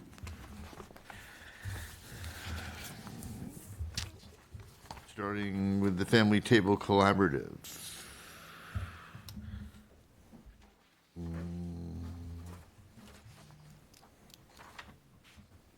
That's great. We have someone here. Good. Welcome. Just introduce yourself for the record. Yes, I'm Harry Henry. I'm one of the co-founders of the Family Table Collaborative. And I'm here in support of our grant request for $3,500 for the upcoming year. As background for those of you who may not know us, we are a nonprofit, 5 years old. We provide prepared, nutritious meals to people who need them. They're already prepared, they bring them home, cook them, and heat them up. We operate out of the Riverway over here on 28 in the kitchen over there. On an annual basis, last year, we did about 30,000 meals. So we do a fair amount. Specifically for the, I've got some figures here, for the town of Yarmouth, we supply meals on a weekly basis to the Yarmouth Senior Center and to the Housing Authority over on Winslow Gray. We just bring them over there, and then they distribute or hand them out to their clients or their programs or whatever it may be. Last year in Yarmouth, we did somewhere around 2,170 meals to Yarmouth residents. As I said, we're a nonprofit. We receive no federal funding. We receive no state funding. Private donations, grants such as this, private company grants, and then a fair amount of revenue from our own operations is what keeps us going. Being in the Riverway, we hold events, we do catering because we have the facility and we can generate revenue that way, and that goes into funding our operation. We're a volunteer organization. We have 3.5 employees. Those are the chefs. Everything else we do is all volunteers. We've got about 470 active volunteers. We take in about 1.5 tons of food a week from farms, from Whole Foods, from people who donate food to us, and we use that to prepare the meals, and then we have to buy what we don't get donated. Typically, we have to purchase protein, and we always have to purchase packaging. No one ever donates packaging. We'll get produce, we'll get pasta, rice, and all the starches, but protein and packaging is what we wind up doing. So the cost of a meal going out the door for us is just under $7. So what we ask for from towns or service organizations or organizations we provide meals to is that you come up with a way to provide half, and we'll find a way to get the other half.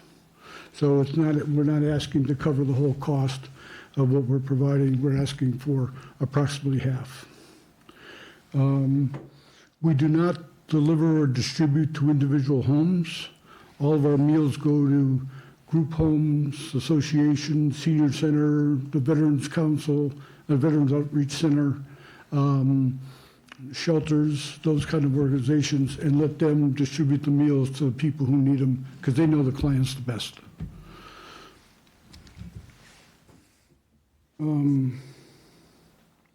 Yeah, so that's the basic blueprint of who we are and what we're doing and what we're looking for. Any questions or specifics? I'd be happy to answer. Is all your foods delivered, or can people just stop in and purchase? No, it's all distributed out. So we don't, periodically we've tried to open up a front counter and put meals up for sale or put different kind of food items for sale. We haven't figured out the right mix to do that yet. You know, we sort of operate it as a business, but with such a volunteer organization, that's a pretty hard staffing model to do. So it's much better for us to bring the meals where people need them. And, you know, like I mentioned, last year in Yarmouth was just under 2,200 out of 30,000. So it's not like people are here locally that can come get it easily, right? We're going to Sandwich, we're going to Falmouth, we're going to Eastham. So it's really a Cape-wide distribution. It'd be impractical to have them all come here. Do you do anything for the school-age kids at all? Say again? Anything for the school-age kids? We provide meals to anybody who wants them, and then that includes families. On the school-age kids, it's reverse. They come in and help. Okay. So every Thursday, there's a group from Monomoy High School that comes in, and they're in there helping package the meals, writing labels, putting them in boxes. Every Wednesday, there is one of the chefs, the culinary instructor from Cape Tech. He brings in a crew, usually 8 to 10 kids that are in the culinary program, and he's teaching them the whole process in the kitchen.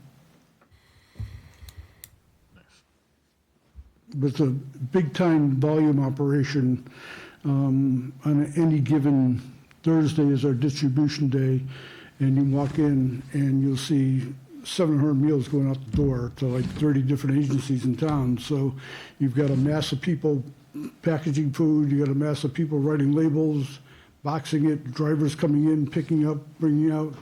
It's a bit of a show. Anyone? Eric? Good. That's great. Thanks for coming in and keep up with the great work. Yeah, it's interesting, I think. Thank you. Thank you. Okay, next organization is the Housing Assistance Corporation.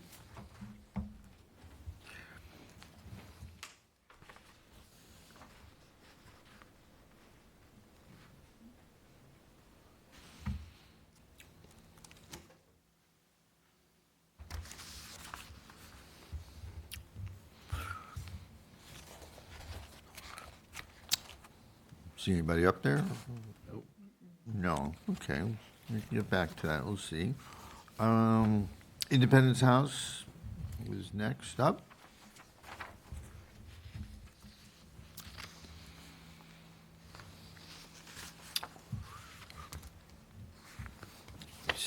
Okay. Next organization will be Site Loss Services.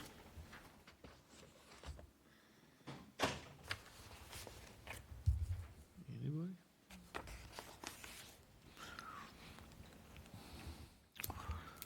Okay. The Yarmouth Food Pantry. Hey, woohoo. We have a winner, okay. Where's Nora? Thank you for your presence. I think she's sailing, Okay, we'll let her slide this time. but she still is involved. My name is Susan Martin. I am the Executive Director of the Yarmouth Food Pantry. Every year I come before you and hope that we've gone out of business, and that's never the case. Our organization has grown more than we can believe. I was on vacation last week, and the week after Easter, while I was there, we registered 11 new families just from Yarmouth. So that was shocking, that so many people are coming in. But we believe that with the food stamp cuts and the cut in USDA foods and a lot of the programs that people have been getting are being cut, so we're seeing more business. The USDA has cut the amount of food that the Greater Boston Food Bank gets, and it is distributed to all the organizations in eastern Massachusetts. So that's affecting us. We used to get a lot of free meat and produce and vegetables, cheese. And what was interesting about the USDA is they would buy up whatever there was a surplus of. Last year it was nuts. We got all kinds of free nuts.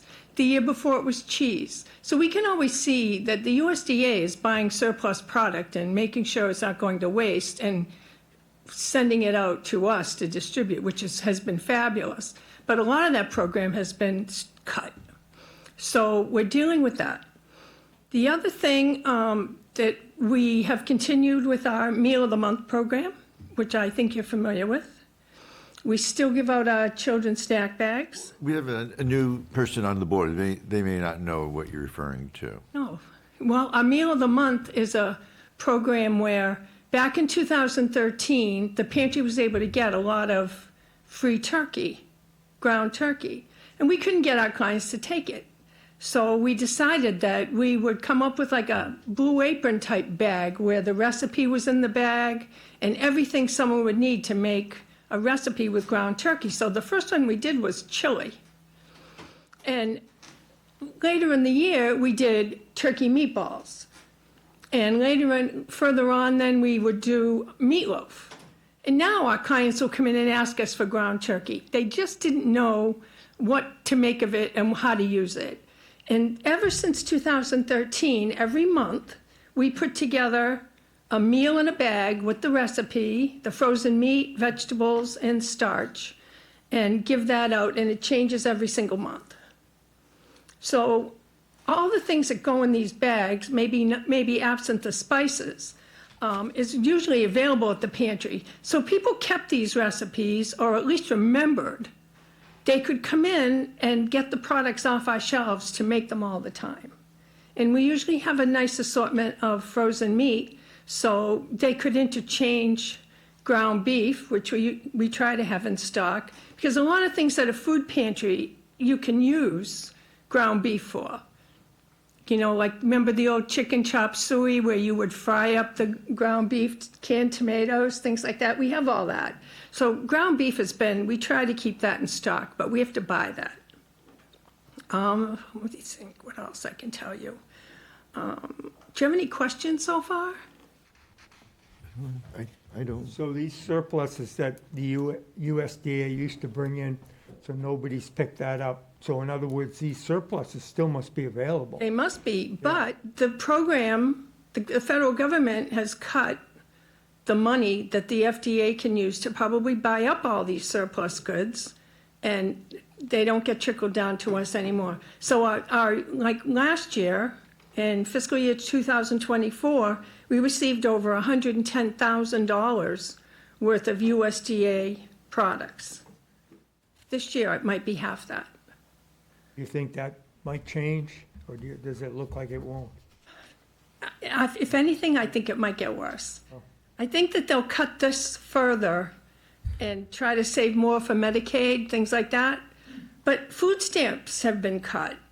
So we're seeing a lot more people come in that never would have probably have come if it wasn't for the cuts that are being made to the people who need it. And I'm not sure, but even I think school lunches might eventually be impacted. And the free breakfast programs, things like that. 30% of our clients right now are children. And that amazes us. We were down to about 24, 25%. Now we're up to over 30. So that's a sad thing, but it's cute. We have fun when they come in and see them all. The other thing that our volunteers do, and it wasn't at my behest, they just started doing it, is they put together gift bags and put in it everything a parent would need to throw a birthday party for their child. And because we have the children's first names and ages on our computer, we can tell who's having a birthday what month and give the parents. Now, I know this is the Board of Health, but once a year, I think they can have cake, maybe. But, yeah, it's a nice gesture. We have, the plates are in it, the napkins, everything a parent would need to have a birthday party for their child. So that's a little extra thing that we've been doing lately. How many locations do you have? Just one. Just the Yarmouth. There's other pantries though, right? There's a large one in Harwich, the Harwich Family Pantry. Tip O'Neill started that years ago, helped to start it. And then there's another one in Falmouth, and I think we're probably the third largest now, unfortunately. And can you let the audience know your hours and? It's on our website, yarmouthfoodpantry.org. The other thing that we're doing is our senior food distribution. I reported last year, we started that with the help of the senior center. That's been very successful. The seniors they come about a half an hour early because they've all gotten to know each other. And it's like a little social hour before we give out the food. So that's been very pleasant, and it's wonderful to help them because getting them in there has been the hardest group. They're so proud that they haven't wanted to come, but once they go to their groups or maybe bingo, whatever they do, hairdressers, they find out that we're a decent place to go and get help, and we're seeing more and more of them come. The other thing I'd like to tell you about is our marketing. We have decided that we are going to start to do business as the Cape Cod Community Pantry. As you know, when we started the pantry, we named it the Yarmouth Food Pantry, and it got to the point that we couldn't turn away a mother and children from another town. So there's 100 of us. Collectively, we just didn't have the stomach for it. So we decided that we would serve anyone who came through our doors. And so that's how we have ended up serving all of Barnstable County. But all of we have volunteers that come from all over the Cape, as far as Mashpee and Orleans. We even have a pilot that flies for American Airlines that lives in Orleans and comes up and volunteers with us one day a week, which I find to be wonderful. So we're going to start changing our name. We're going to do business as the Cape Cod Community Pantry. And we decided to do it because we tried to do fundraising in Barnstable. And people would walk right by us and say, no, I want to keep my donation dollars in Hyannis if we were there. So we decided, you know what, we're going to come up with a name that represents really what we do for the county, which is we're Cape Cod. We serve Cape Cod. But a lot of our clients are from Yarmouth, most of them. But we just couldn't turn people away because of geographical lines on a map. And plus, we are Dennis Yarmouth School District, so we just didn't feel right about saying, no, you don't need food from us, go somewhere else. We just couldn't do it. So that's how we came to serve all of Barnstable County. And we're quite proud of it. We've helped over 13,000 people since we opened in 2010. Those are distinct individuals that we've helped. And we still have on the books over 6,100 households. And it grows every year. But we're very proud of what we've achieved. And with your help every year, it's a huge shot in the arm for our organization. We still have no paid staff.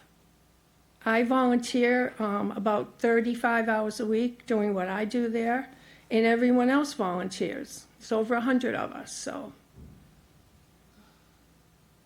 Thank you. Larry? Eric? Thank you. Appreciate it. Thanks for No, coming. Thank you. Thank you. Okay, thank you. Keep up the Nice great seeing you. work. Thank you. Someone here from the VNA, the Visiting Nurse Association of Cape Cod?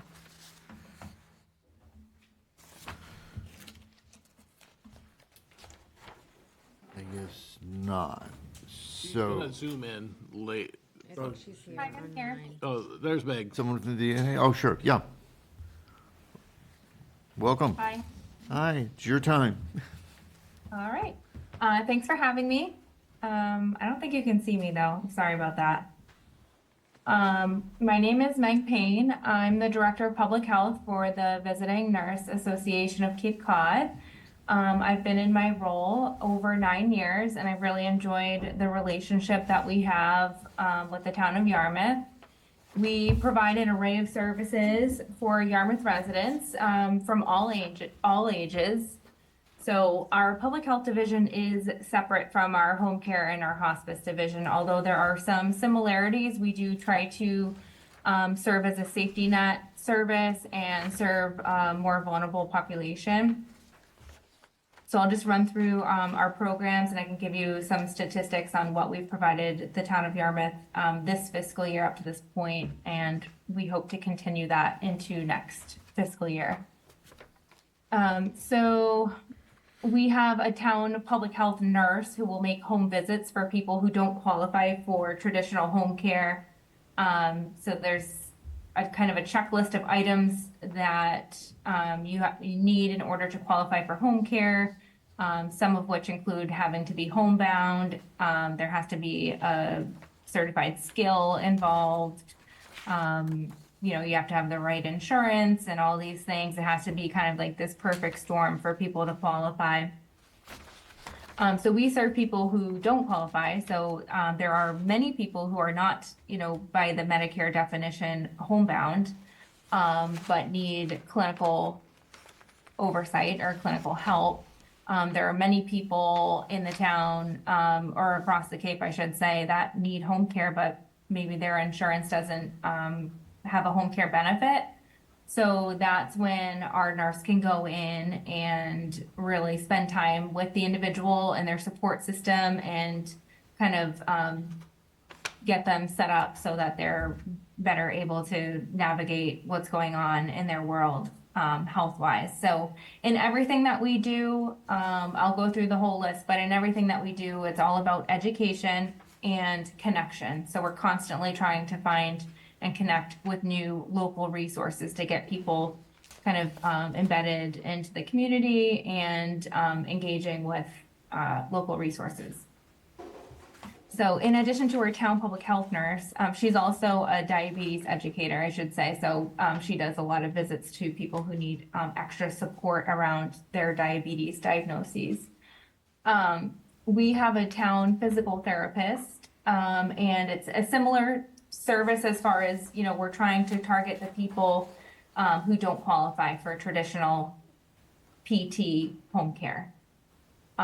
So our physical therapist is also certified in lifestyle medicine. So she does a lot of education around things that impact your health that you don't wouldn't necessarily think of initially. So she spends a lot of time looking at the entire home environment, not just the individual.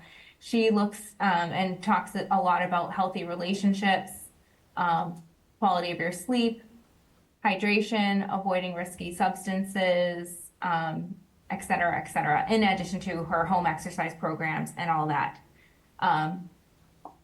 We've also seen several patients who have had like multiple falls, multiple visits to the hospital, so she can go in and assist. And particularly, there's a long wait list for outpatient PT right now. So until somebody's able to get in with outpatient PT, she's been able to go into the home and kind of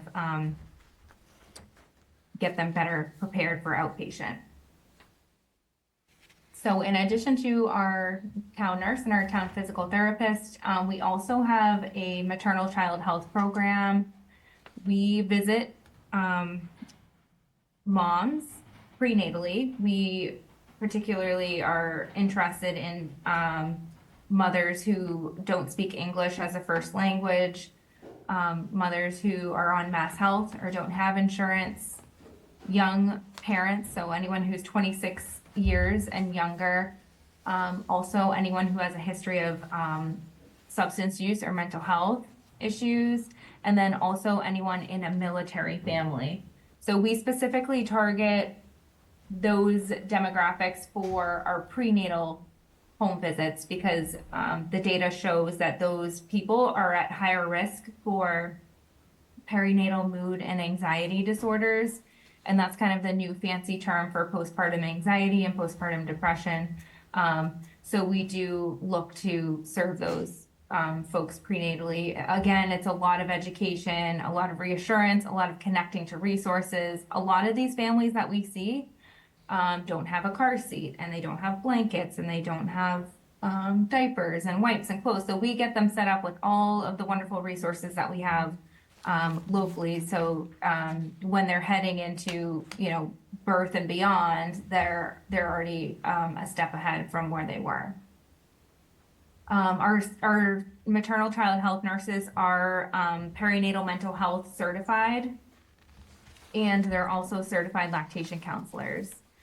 So we do receive all of everyone who gives birth at Cape Cod Hospital is offered a visit from one of our maternal child health nurses. So for postpartum home visits, we do go in with a baby scale and we weigh the baby. We treat mom and baby as our couplet patient, which I think is really special.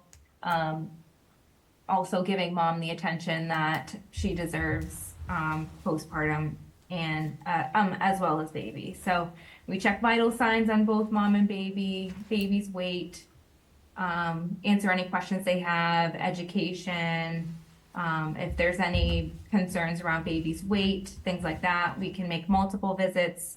Any concerns around feeding, again, we can make multiple visits and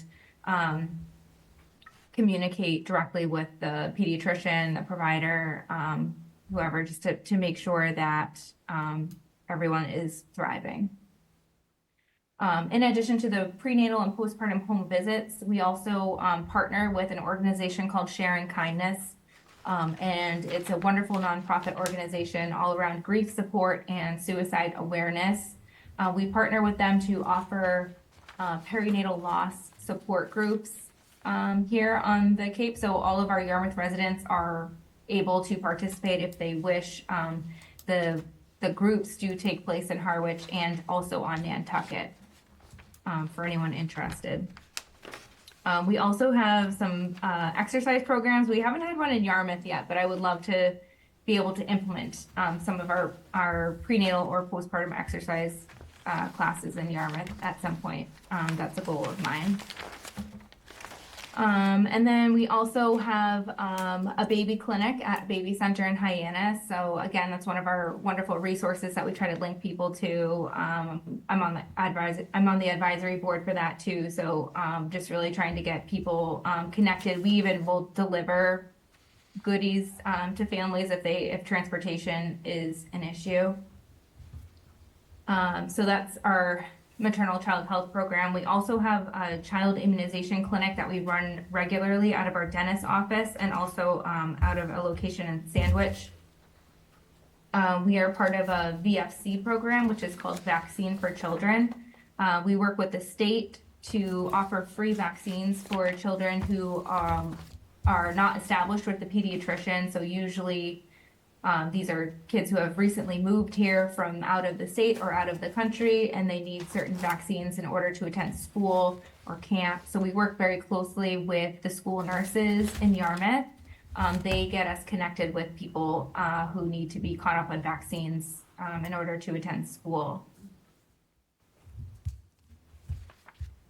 We have an array of exercise programs. We actually have an exercise program going on right now at the senior center. It's called Fit and Strong. It's an evidence-based exercise program meant to address people with lower extremity osteoarthritis. It's twice a week for an hour and a half. It's an hour of physical activity and then 30 minutes of education. There's like over 20 people in the class that show up regularly. We have offered this in the past, and it's always been a huge success in Yarmouth. In addition to exercise programs and presentations, we also we track the communicable disease in the town of Yarmouth and collaborate with Barnstable County and also the Massachusetts Department of Public Health. So anytime a resident in the town of Yarmouth is diagnosed with a communicable disease, we're notified. And then we follow up and do an investigation. Really what we're doing is collecting data for the state and trying to minimize spread. So sometimes there may be restaurants involved, there may be businesses involved, there may be like a large party or event where we need to connect with multiple people and try to educate on how to reduce the spread. So that was a really long-winded kind of high-level overview of what we offer as a contracted public health arm for the town of Yarmouth. We do contract with all of the towns in Barnstable County offering these same services. So I think there's one town that we don't contract with, which is the town of Barnstable. But I do think that, having a really wide view of what's going on outside of town lines does really benefit everybody. And I do have some statistics if you're interested. So for our child immunization clinics, so far from July to now, we have vaccinated 10 children who needed vaccines in order to attend school. We have almost 20 hours accumulated for communicable disease surveillance and investigation, which is pretty normal. I would say that's not like totally out of the norm. For our home visit hours, it's been a little over 10 hours. We've been able to serve 20 residents. So included in that actually is our homebound vaccine program. We do offer flu and COVID vaccines for individuals who have a difficult time getting out of the home. It could be transportation, it could be mobility, it could be mental health. It could be that they're a caregiver for somebody who has a difficult time getting out of the house. So we did vaccinate 20 homebound individuals. Meg, just to be fair to everyone else, there was a limited time. I'm not sure you could hear the little ring that happened. Oh, I'm sorry. Not a problem. Not a problem. I couldn't hear. I can stop there, but if anyone has questions, feel free. Any questions? I had a question. On the application, it says the total budget of the organization is $250,000. Does that? Correct. Okay. That is an accumulation of all of our town contract funding. So some towns, I think it is included in the application. Our largest contract is almost $50,000. Okay. So when you combine all of our contracts, that's the total. Yeah, I'm not sure I quite understand that. I was wondering whether there was, especially with the full-time 243 people. So I'm not sure what the 250 represents yet. Perhaps you can describe it a different way. I think it's. When you say 250 people, what are you talking Full-time about? and part-time employees are considerable for that budget. Oh, yeah, so that's just, those are employees of the VNA, not just public health. We do pull, like, for example, some of our presentations, we do pull experts in other areas. We do have like VNA educators, for example, that are not part of our department, but we do utilize them to pull in for different presentations. We do have a per diem dietitian for the VNA. She's not part of our department, but she does assist with a lot of our programs. So I guess it is for the VNA as a whole, not just our public health department has 10 people. Okay. Anything else? No. Okay, Great. thank you. Thank you very Appreciate much. it. Thank you. Thank you, Meg. Okay. I see we have 3 individuals out there. I assume they're here for the same reason. We'll do an order of arrival. I think you were the first. Why don't you come up, introduce yourself, and your name and organization, and once again, there's 10 minutes, all right? That's what we've been offering people. It's been a long list of people who need funding. Been here before. Hi, everybody. I'm Patty Mitro-Costas. I'm the Senior Director of Strategic Funding at Housing Assistance. And this is our first proposal, I think, to the Board of Health. We embarked on a project about a year and a half ago to try to gain town support for all of our programs. And so far, this is town number 12 that we are asking for support. We have secured support, which is listed in our proposal, from 11 other towns. Yarmouth is actually our 3rd highest served town on the Cape. Ahead of us is only Barnstable and Falmouth. We served 6,500 households last year.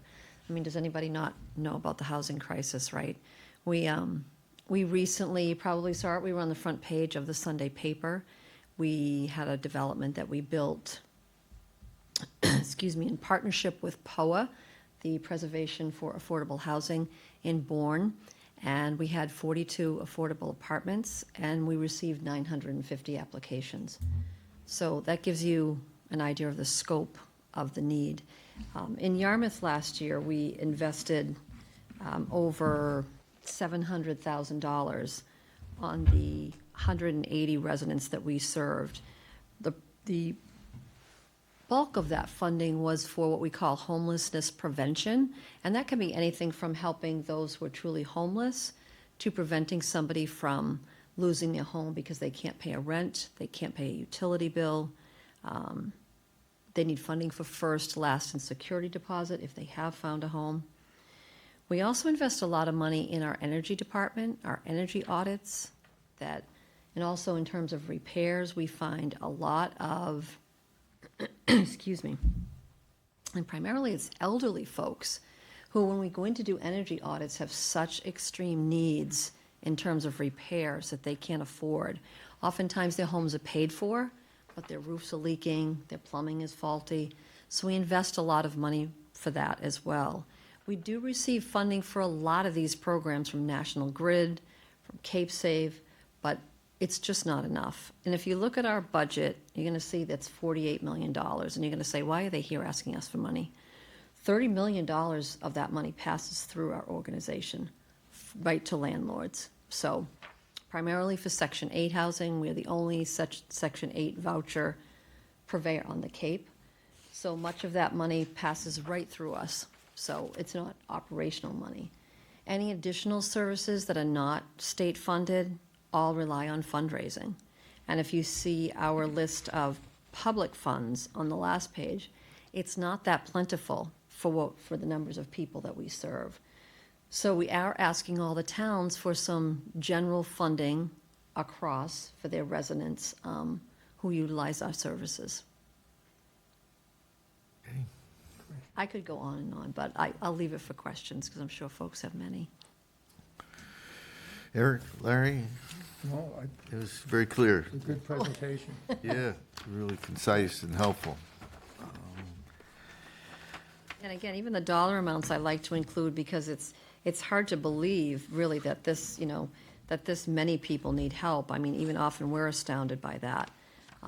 And again, only second to Barnstable receiving paid services, 780 residents, and then Falmouth, 428, and Yarmouth with 402. So the third highest on the Cape and the islands for this year. I'll also add that prior to the pandemic, we were serving about 5,000 households a year, and now we've averaged in the last 3 years 6,500. So it just shows the need.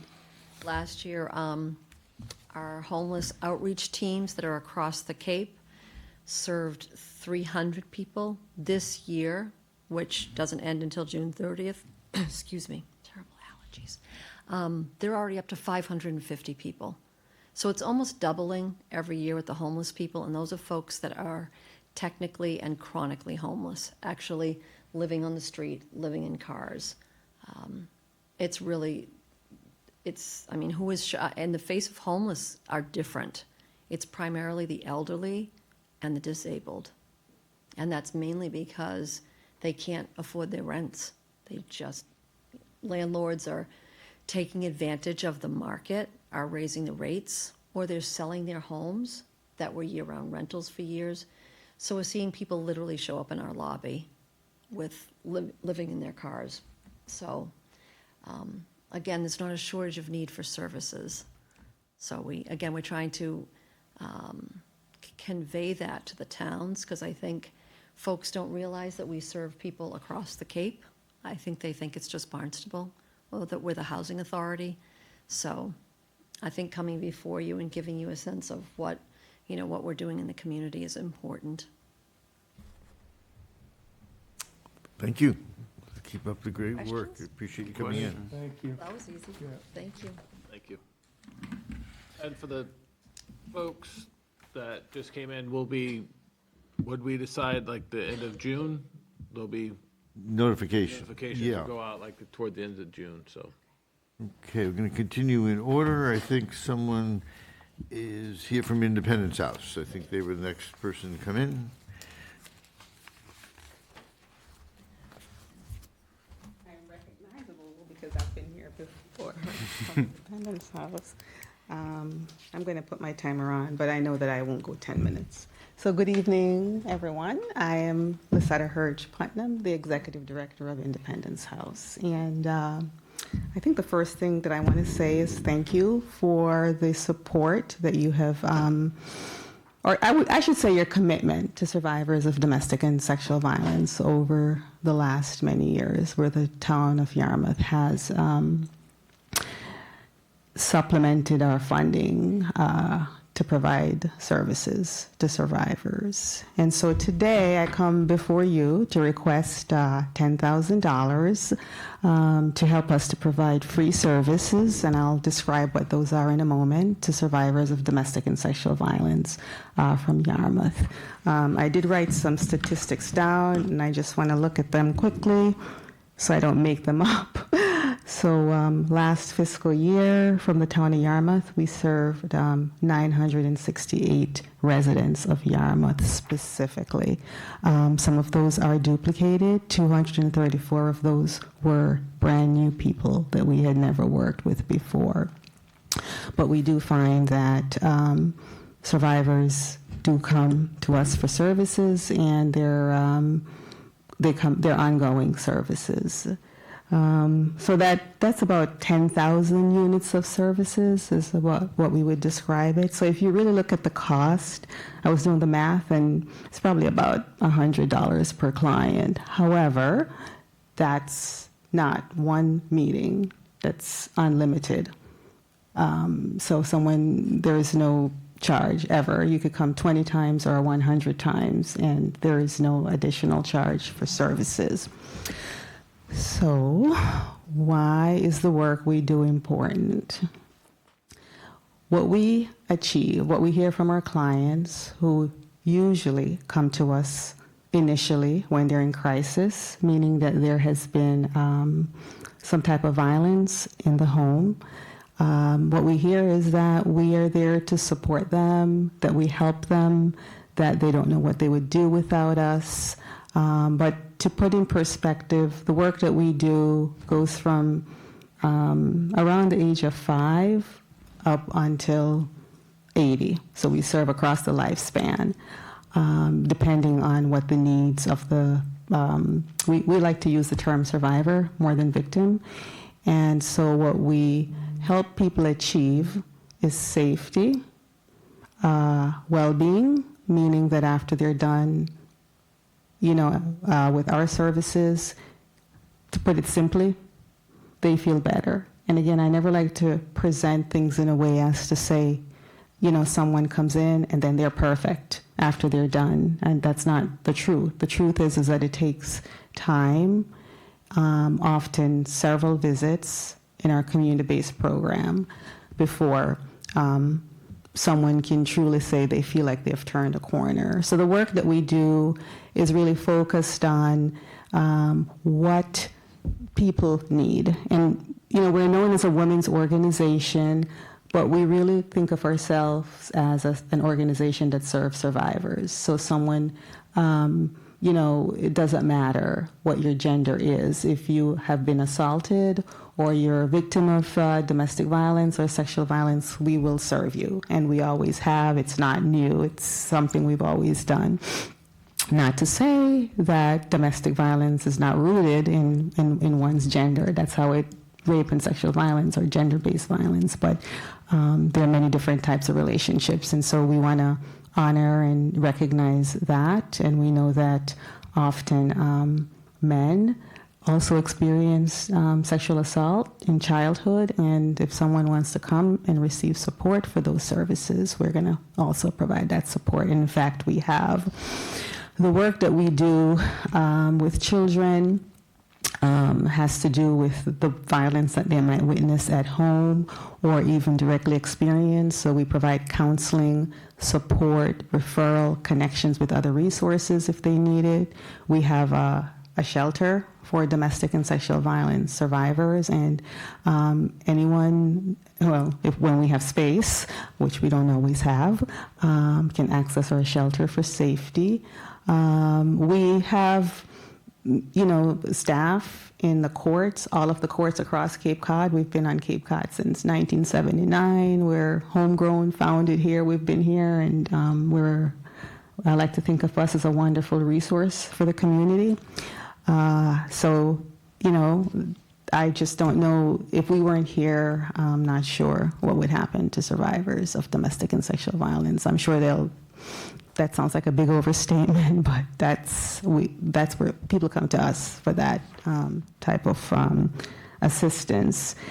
And we have, we're very well connected with the town of Yarmouth. We have several collaborations. We work, in fact, we just had Sexual Assault Awareness Month, and the Yarmouth Chief of Police showed up at our event. They did a wrap on one of their cruisers, taking a stand against, sexual assault, and so we participate with them. We know Annie Catalano. They're, Annie used to work for us. They're a domestic violence specialist that works in the town. And so we work closely together to collaborate, to provide services for, victims of domestic or sexual violence. The Yarmouth Healthy Aging, we are connected with that. We're connected with the DY School District, or YD. It's probably the proper way to say it in this meeting. And so we're obviously well-known, well-connected, work with many other organizations in the community just to, try to provide that safety and support and to help to bring, to put it quite in a nutshell, well-being for people who are seeking that support. So I'll stop there and ask for questions. All right. Larry? 3 minutes to go. Good. You right? Complete synopsis here. Yeah, no, it's completed as usual, yeah. Okay. Barry, Sarah, anything? Good right now. Thank you. Nice to see you. Okay. Thank you. Keep it up. Thank you very much for coming in. Thank you. It's always nice to see you guys. Hopefully we don't have to see you again, but I'm sure we will. Yeah. I know. Yeah. at least for until we solve the problem. Which Yeah. I forgot to mention, we do prevention work as well, so. How's that working? How's that going? Well, we actually had some funding to do prevention from the Department of Public Health, and that funding is now gone because the CDC cut the funding. But the way that we try to approach our work is it's our mission, and so we're always going to try and raise funds in one way, shape, or form. So how is it going? We think it's effective. We've been going in particularly with, well, as effective as one can. How do you measure something that didn't happen? So what we're hoping, what we try to do is to talk about healthy relationships, what the red flags are, how to be a bystander. If there is something, if you're, say, on your camp, you're in your school surrounding, or even in a social setting, and there is something that seems inappropriate, we want you to feel empowered to be that person that says, this is not okay. Let's try something else. In other words, someone is, calling someone a name or bullying someone, or it looks like there could be some type of an assault. We want young people to kind of design the world and the future that they envision for themselves, which is one where these things really don't happen. So we're trying to get at that, underneath that, before we come to the, way upstream, further upstream, where it's already too late. So, but it's tough. It's a lot of societal and other factors that contribute to why we still have domestic and sexual violence. Thanks. Hopefully that answers. Absolutely. Thank you. Okay, thank you so much. Thank you. Take care. Okay, I think we have one more person here. Welcome. Just so we can find the paperwork, what organization are you from? I am from Sight Loss Services. Okay, and just tell us. Okay, my name is Rhonda Guerin. I am the executive director at Sight Loss Services. Our office is located in Dennis. However, we serve the entire Cape and the islands. Start by thanking you for your past support. I'm pretty sure this is pretty complete. The chairman of our board prepared this for you. For fiscal year 2024, we served 253 unduplicated Yarmouth residents, providing a total of 1,328 units of service across our 8 service areas. The one that we feel is the most important are the self-help support groups. Yarmouth continues to be our largest service area. You would think it would be Barnstable, but it's not. It's Yarmouth. So to that end, we have 3 support groups that meet in the town of Yarmouth. One meets over at the senior center, one meets at Thurwood Place, and one meets at Heatherwood. You have everything, I think, in the proposal. The one thing I wanted to talk about tonight that's not in the proposal is we had launched a medical transportation program. And that program was for anyone over the age of 60 who needed to get to cataract surgery, corneal transplants, something where they were going to be under anesthesia and where the COA couldn't give them the ride. They couldn't have an Uber or a Lyft. They don't have family or friends here or anyone available to take them. So we had applied for a grant through Elder Services to provide that service. And then it went a little further for folks who were legally blind or visually impaired, and we would take them to things like colonoscopies, day surgeries, and then even things that didn't require anesthesia, like mammograms. So that was a federally funded program. And we were invited to reapply again for the next fiscal year, and within a few days of submitting our letter of interest, we received an email back saying that next year's grants were being put on pause. And then within a few days of that came the next email saying the current year's funding was now also on pause. So we are not sure that we are going to be able to provide that service. it's kind of really important in Yarmouth because Heatherwood has discontinued medical transportation for their residents. So we were providing some service to residents at Heatherwood. So we have a small matching grant from a private foundation, but they will only cover people who live between the towns of Provincetown and Harwich. So it's going to be particularly important for the towns beyond Harwich to consider our request for funding this year because we will probably be using that a lot towards the transportation. It was amazing how many people were using it. We were taking folks as far away as Boston. We had done, I think, a total of 18 rides before the funding was cut, and 5 of them were for Yarmouth residents. So we're pretty sad to lose that funding for such an important program, and we are looking for ways to be able to continue that program. Other than that, I know I'm probably last, and you probably want to go home. So if you have any questions, I'm happy to answer them. I think everything is in here that you might need. But if you have any questions, I'm happy to answer them. There must be a lot of visits that the person needs transportation for, either based upon age and not driving, or any time to see an ophthalmologist or optometrist, their eyes are dilated. Right. So that's So a lot of rides. because this grant was so small, we couldn't just do the regular checkups with the ophthalmologist. This was for things that were requiring anesthesia or some way that they wouldn't be able to transport themselves home. For the legally blind and the visually impaired folks, we went beyond. So a visually impaired person who is being dilated would certainly be able to get a ride with us.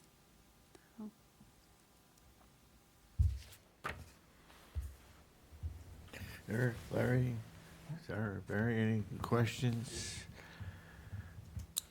Anything else? I mean, this is the time, that's all, if you have anything else, so we're not rushing out the door. Oh, So, okay. Yeah, no, I just, anything else that we should know? we're just, like I said, Yarmouth is our biggest town. We're super busy. Every week I have at least 2, sometimes 3 office visits or home visits. We're staffed very part-time. We each work 10 hours a week. So we run the organization on 30 hours a week. We're pretty proud of what we can accomplish with our 30 hours. The need just keeps continuing as the population ages. Macular degeneration is a huge thing here on the Cape, and it just seems like, I mean, I wish people didn't need us, but they do, and unfortunately, they need us more and more. Okay, thank you. Thank you. All right, appreciate it. Thank you. Thank you.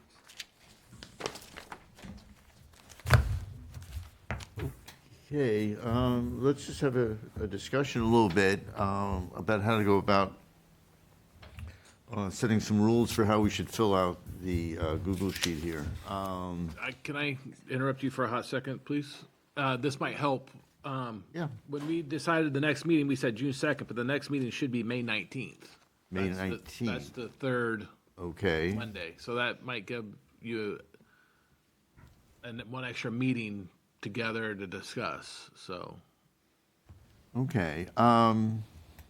We'll decide how we want to, some guidelines for us to fill it out. And I guess a timetable, how you want to handle that, logistics. I know last year we came up with some system, everybody gave me it, and I just ran the numbers through. So, people have some ideas, rules, just to keep it on target. What is the total amount available? We'll get you, tomorrow, we'll get you an updated. Yeah, that's what this was. Well, that, 60,000. 60,000. Oh, I mean, Okay. but it's, yeah. That's, right. What's available is 60,000. Yeah. Okay. The first thing that comes to mind for me is, should there be a limit on how much a board member can put in for? In other words, putting in, let's say someone wants $18,000, should there be a limit of a certain amount that a organization would get? Just trying to think if things will get skewed or not. The other is, should it be anything based upon the number of board members who want to do something? In other words, if one person wants to support one organization and four others don't, or or the other way around, so should that make any difference in trying to figure out how to divide this up? Whether it's the number of board members have anything to do with it. I think we can make our own decisions a little bit. Maybe there's an organization you don't think needs it versus, that kind of thing. Trying to think, just free associating here, some Well, I think ideas. everything we heard tonight sounds like Oh, for sure. they need it, especially with the reduction in the funding that's It's going got on. slashed for Crazy. health and human. My first impression was leaning toward people that supply food. I mean, that seems to be the first necessity. And of course, housing is another obvious issue. I mean, those are those priorities would seem to come to the forefront for me, anyway. But- Okay. I think like if you use the worksheet and then we turn all the worksheets into you, Hillard, Okay. that you kind of take an average, Yeah. 10,000, 10,000, 5,000, 12,000, and then divide that by however many people vote on it, and then work your way down from You had a there. good formula last year. You came up with a pretty good formula that seemed to work pretty well, I think. I can't remember what it was, but I could go back and look it up. You might have it, okay. If you thought it worked, whatever, all right. I mean, it seemed reasonable considering that we obviously don't have enough money to fund everything. Right. And they're very different. I mean, Yeah, they're ones, I mean, even this $3,000 would be a tremendous amount of money for some of these smaller ones where it's nothing for these major ones. It's something I think to keep in mind. Some of them don't really get any funding. Right. That it's, they're just not set up that way. It's difficult, I mean, with what's happened with health and human resources and just funding, yeah. So what do people want to do? They just want to put amounts? You think we should give any priorities to the people that came in and made a presentation? I was a little hesitant to say that, but I think it's perfectly reasonable to come in, to have the expectation that somebody, if you're asking for a large sum of money, I mean, I understand that people have other things going on, but I would tend to give priority to those who were available tonight Right. to present I'm in their agreement case. with that, So that'll be reflected in your individual Yes. or mine, yes, Yeah. of how, it's something that to keep in mind. And you've mentioned certainly food and housing. So the amount of money we have available is 60,000? 60. I think that's what we had last year. Yes. Yeah, I mean, I don't really have an opinion on setting caps. Okay. For, It can only be as high as whatever, what's the highest that an organization was, it the food pantry or? 19,000. Food pantry was, Was the highest, I think, yeah, highest, 19. Okay. Which is A third. a very large percentage. Right, it's really hard. Okay. I mean, I think it's difficult to try to develop some type of a formula that works. I mean, the only thing, I had mentioned it last, the only thing I could possibly conceive was that there's 5 board members, and if you divide $60,000 5 ways, everybody has a certain amount to allocate, and I'm not advocating for that, but that's one way to look at it. But I think what we did, I think we were in general agreement last year when we all took the pretty good. sheet home and, like Barry It said. seems like you kinda took a an average. percentage, you know, what we had, and then what percentage of that amount was of the, it's 78,500 is what we need? Is that correct? No, that was, At the bottom of the that was a page. typo. 105. It's a typo. A hundred So you're five. you're looking at less than 60% Right.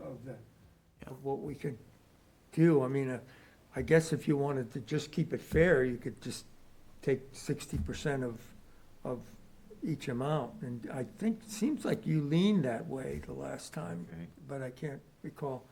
I mean, I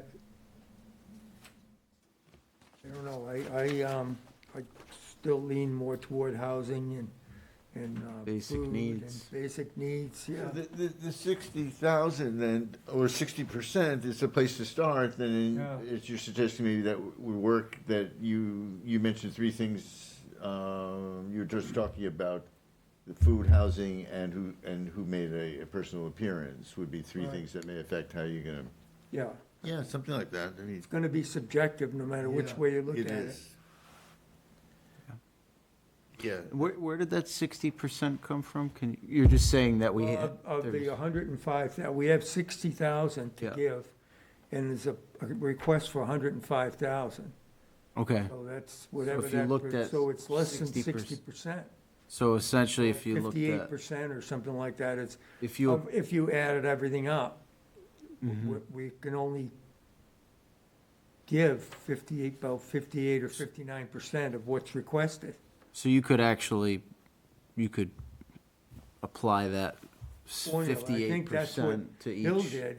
Okay. It kind of made sense, and that would be more of an objective way to look at it, but then again, you're not looking at each, you know, the role that each of these organizations plays as far as their vital role goes. Right. You know, and what the impact of us not giving them the requested funds would be on that organization. Right. You know, I think some organizations with a real large budget would probably notice it less, you know? Oh, yeah, I mean, the Yeah. ones with millions of dollars. I mean, if I was, I'll probably make my own spread. Is this, She gave us two copies here. Well, And I- you're gonna get an updated copy tomorrow. Yeah. We'll email you updated copies. of what? With the typos from the ones that said 1,000 that were asking 10,000. So are you gonna send the electronic version of this that we could enter our numbers into? Would you be able to, I mean, for me at least, it's important, it's kind of important to see the budget of the organization. I mean, I can add it in, but, I'm not sure what you're saying. well, I'd like to see, next to the amount requested, it's important to me to see what their annual Put a budget is. line in there for you. Because, and I know that's a bit arbitrary to just look at the total budget of the organization, but, you know, if an organization has an operating budget of $48 million, Right. and they're requesting 10,000, Right. you know, the impact that they might have by not receiving the funding is gonna be different than an operation that has a budget of 100,000 and is requesting 10,000 from Right. us. So I think that's, The other issue, for Significant. example, with the food pantry, they lost all their federal funding. I mean, that was a Right. big deal. I mean, like she said, all their protein came from the USDA, that's gone. yeah. I mean, that's a big loss. Yeah. Yeah. It's huge. Yeah. So I'd have to lean in their favor in that case, you know, whereas, I will say, I didn't understand the VNA. I don't think that was a reflection of their total budget, their yeah, I mean, with the number of people they had, $250,000. I agree, I had the same question, so. Yeah, that would mean that everyone was making $1,000 a year with 250 employees, so. Yeah, but she explained how, that's probably one area that I wouldn't feel is guilty about not giving them. I might cut that down quite a bit, whereas the food pantry, I'd love to see them get what they're asking for. Yeah, it's just a reminder of how many organizations are doing just that, is providing food. There are a number of them. But it may be a place to start when you're of that 58%, and then start making adjustments. That's a good idea to how everyone could start. Yeah. So you want to just, then we'll send it in, you can do it, send it to you if you want. 4 of us can send it in to you if you want to do it that way. Is that easier? Does anybody use the Google platform? You bet. Because we can all edit the same sheet. Unless you want to keep it private at this time. Yeah, that's what I did last year. I think we all sent them to you. Yeah, And then so you- let's do that again. I guess there may I be just don't wanna make conflicts. it more work If for everybody feels comfortable, send it to me. Yeah. In one way or another, you can, if you don't feel comfortable with using a sheet, then just type it out and send it in. And that's all. In some matter to me, just send it electronically or shove it in my mailbox. I don't care. We can do it that way. Charlie just needs to be worked with somehow. I'll go talk to him. So I'm happy to update the spreadsheet, including the total budget. Thank you. Is that what you want? And you'll Okay. send that, okay. Thank you. I'll do it right this time, I apologize. I think you did a great job as it was. Yeah, It's always- absolutely. We can add a few zeros, that's all right. One thing I just thought of, I had sent out a link from Plains Hospital about hoarding. I don't think I sent it to you. I got forwarded. Please forward it over. Barry, send it. I want to make sure I'm using your correct email address. That's one thing, okay, it didn't come up the way I wanted it to, so I do want that. But yeah, take a look at it as well. So, anything else besides, I wish the Knicks a lot of luck tonight against the Celtics. Anything else? So we are meeting the 19th then? Yes. May 19th? Okay. 19th. Yes. I don't know about you guys, but just listening to these folks, just so kind of depressing. We realize It's awful. just what's going on out there. It's getting worse, so so it's something to think about. And this is probably just the tip of the iceberg. Yeah. But as as a board, we need to start thinking differently a little bit, and in the way we've had to before, to maintain the health of people in town.